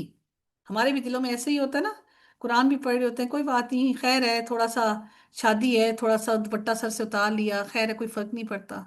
یعنی دل کے اندر وہ کہیں نہ کہیں وہ کسک سی موجود ہوتی ہے۔ تو حضرت موسیٰ سے انہوں نے کیا کہا کہ کیا تم ہمارا مذاق اڑاتے ہو؟ تو موسیٰ علیہ السلام نے پہلی بات کیا کہی کہ میں اللہ کی پناہ مانگتا ہوں کہ میں جاہلوں میں سے ہو جاؤں۔ مذاق اڑانے والا جاہل ہے۔ تو ہمارے دین نے ہمیں اس چیز کی اجازت نہیں دی کہ ہم کسی کا مذاق اڑائیں۔ انہوں نے کہا حضرت موسیٰ علیہ السلام نے کہ ہمارے لیے اپنے رب سے، انہوں نے کیا کہا ان لوگوں نے حضرت موسیٰ علیہ السلام سے، اب کیا کہا انہوں نے؟ اللہ نے صرف اتنا حکم دیا تھا ان کو، کہو کہ صرف ایک گائے ذبح کریں۔ اب وہ سوال لے کر آ گئے، ہاں جی وہ گائے کیسی ہو؟ उसका रंग कैसा हो, वो बूढ़ी हो या जवान हो, उसका कद कैसा हो, उसकी उम्र कैसी हो, उसका रंग कैसा हो, वो कहाँ कहाँ काम करती हो, सारे सवाल किए। तो मूसा अलैहिस्सलाम ने कहा, सारे सवालों के जब जवाब दे दिए, उन्होंने क्या कहा, उन्होंने इसका रंग भी बता दिया, जर्द हो, उसने कभी खेती बाड़ी ना की हो, यानी कि खेती बाड़ी के लिए हल ना चलाया हो, उम्र भी उसकी छोटी हो, और वो इतनी चमकदार हो कि वो खुश करे लोगों को, जो जो भी उसको देखे। इससे मुराद क्या थी कि किसी की बहुत ही लाडली तरीन हो, किसी का पेट हो, किसी ने जरूरत के लिए उसको ना रखा हो, बल्कि मोहब्बत के तौर पर रखा हो। जब ये बात हो, सारी बातें क्लियर हो गईं, तो फिर क्या हुआ, आखिरकार, आखिरकार क्या हुआ, उन्हें वो गाय उन्होंने जाके बड़ी मुश्किल से ढूंढी। आपको मालूम है, अल्लाह ने सिर्फ हुक्म दिया था कि सिर्फ एक गाय को ज़िबा करो, उन्होंने इतने सवाल करके अपने लिए खुद मुश्किलें पैदा की। आखिरकार जो गाय थी, वो गाय उनको मिली। जाहिर उसकी बहुत ज्यादा पसंदीदा थी, और उस गाय की को तोल के उतना ही सोना पे करके उस गाय को खरीदा गया, और फिर उसको ज़िबा किया गया। और फिर उस गाय का गोश्त जो था, उसको उस डेड बॉडी के साथ लगाया गया। तो वो डेड बॉडी को अल्लाह ताला के हुक्म से उसको वो दोबारा जिंदा हुई, और उसने फिर बताया कि इस शख्स ने मुझे कत्ल किया। अल्लाह ताला फरमाते हैं, कज़ालिका युह्यिल्लाहुल मौता, इसी तरह अल्लाह ताला मुर्दों को जिंदा करता है और अपनी निशानियां तुम्हें दिखाता है ताकि तुम समझो। उसके बाद तुम्हारे दिल सख्त हो गए, अपनी आंखों से देखा किस तरह से अल्लाह ने उनको उसको जिंदा किया। अल्लाह ताला फरमाते हैं कि तुम्हारे दिल सख्त हो गए पत्थरों की तरह, या इससे भी बढ़कर, क्योंकि पत्थर भी ऐसे होते हैं जो फट पड़ते हैं। आप देखते हैं कि पहाड़ भी लैंडस्लाइडिंग जब होती है, वो अल्लाह की खशियत, अल्लाह के डर और खौफ से फट पड़ते हैं। उन और पत्थरों से भी नहरें निकल पड़ती हैं। और इंसान के दिल इतने सख्त हैं कि वो अल्लाह ने कहा कि पत्थरों जैसे नहीं, अल्लाह ने कहा नहीं, तुम्हारे दिल तो पत्थरों से भी ज्यादा सख्त हैं। तुम्हारे दिल तो खशियत इलाही में, डर और खौफ में आते ही नहीं, तुम्हारे दिल तो लरजते ही नहीं। अल्लाह ताला हरगिज तुम्हारे किसी भी अमल से गाफिल नहीं। अल्लाह ताला फरमाते हैं, तो क्या तुम तमा कर रखते हो, तुम्हें क्या ऐसी उम्मीद है कि वो तुम्हारे लिए ईमान ले आएंगे? हालांकि यकीनन उनमें से एक गिरोह हमेशा से अल्लाह का कलाम सुनता है, फिर उसके बाद उसको बदल देते हैं। वो उसे समझ लेते हैं और वो जानते हैं, अपनी मर्जी के मुताबिक ढाल लेते हैं। हम भी ऐसे ही करते हैं, अपनी मर्जी के मुताबिक की आयतें निकाल लेते हैं, फिर उसको ना उसका आगे बताते ना पीछे बताते, क्योंकि कभी भी कुरान की एक आयत से आप कभी भी पूरी बात को नहीं समझ सकते, जब तक कि आपको उसका पिछला और अगली असल बात का इल्म ना हो। और वो उन लोगों से मिलते हैं जो ईमान लाए, तो कहते हैं, उन लोगों से क्या कहते हैं कि हम ईमान लाए। और जब वो तन्हा अपने जैसे लोगों से होते हैं जो काफिर हैं, तो कहते हैं कि हम तो कि क्या तुम उन्हें वो बातें बताते हो जो अल्लाह ताला ने तुम पर खोली? अच्छा, ये अहले ईमान की, वो अहले किताब की बात हो रही है। अहले किताब को था कि उन्हें ये तो पता था कि ये कुरान दुरुस्त है और ये नबी भी दुरुस्त है। तो वो कहते, वो आपस में झगड़ा करते कि तुम क्या करते हो, ये क्यामत के रोज अल्लाह के सामने कि जाके हमारे सामने हुज्जत बयान करेंगे कि हमारे पास ये हिदायत आ गई और हमने हिदायत को नहीं अपनाया। क्या तुम्हें अक्ल नहीं है कि तुम किस किस्म की बात कर रहे हो? तुम क्यों अहले ईमान के साथ बैठ कर तुम ईमान लाने की बातें करते हो? अल्लाह ताला फरमाते हैं, क्या वो नहीं जानते कि यकीनन अल्लाह ताला जानता है कि जो वो छुपा रही हैं और वो जाहिर करते हैं? और उनमें से कुछ अनपढ़ हैं जो किताब का इल्म ही नहीं रखते, सिवाय चंद आरजुओं के, और वो उसके सिवा कुछ नहीं कि वो गुमान करते हैं। यानी वो किताब का असल इल्म जो है वो हदायत नहीं समझते। अल्लाह ताला इन लोगों के बारे में फरमाते हैं कि खराबी है, हलाकत है उन लोगों के लिए जो वो अपने हाथों से लिख रहे हैं। फिर कहते हैं कि वो अपने हाथों से किताब की बातें लिखते हैं, और वो फिर क्या कहते हैं, ये अल्लाह ताला की तरफ से है। हम भी अपनी तरफ से बहुत सी बातें लिख लेते हैं, तावीज़ात भी लिखते हैं, और फिर क्या कहते हैं जी इससे होगा, और फिर पैसे लेते हैं, पैसे वसूल करते हैं जी, तावीज़ात को अपने ऊपर गले में डाल लो, ये कर लो, वो कर लो। ये सारी शिर्क की बातें हैं। ये भी वही काम करते थे, यहूदी और ईसाई भी, हम भी वही सब कुछ कर रहे हैं। तो अल्लाह ताला कहते हैं कि सारी हलाकत की काम है जो वो कमा रही है, ये सब हलाकत है। और उन्होंने कहा कि जहन्नुम की आग हमें हरगिज नहीं छुएगी मगर चंद दिन। क्योंकि वो कहते हैं हमने 40 दिन हमने बछड़े की इबादत की, हम अगर जहन्नुम में गए भी तो सिर्फ 40 दिन जाएंगे, उससे ज्यादा नहीं जाएंगे। और वो अपने अहद के खिलाफ, अल्लाह ताला कहते हैं अगर तुम्हें अल्लाह ने कोई अहद कर रखा है तुम्हारे साथ, तो वो अहद लेकर आओ, अल्लाह अपने अहद के खिलाफ नहीं करेगा।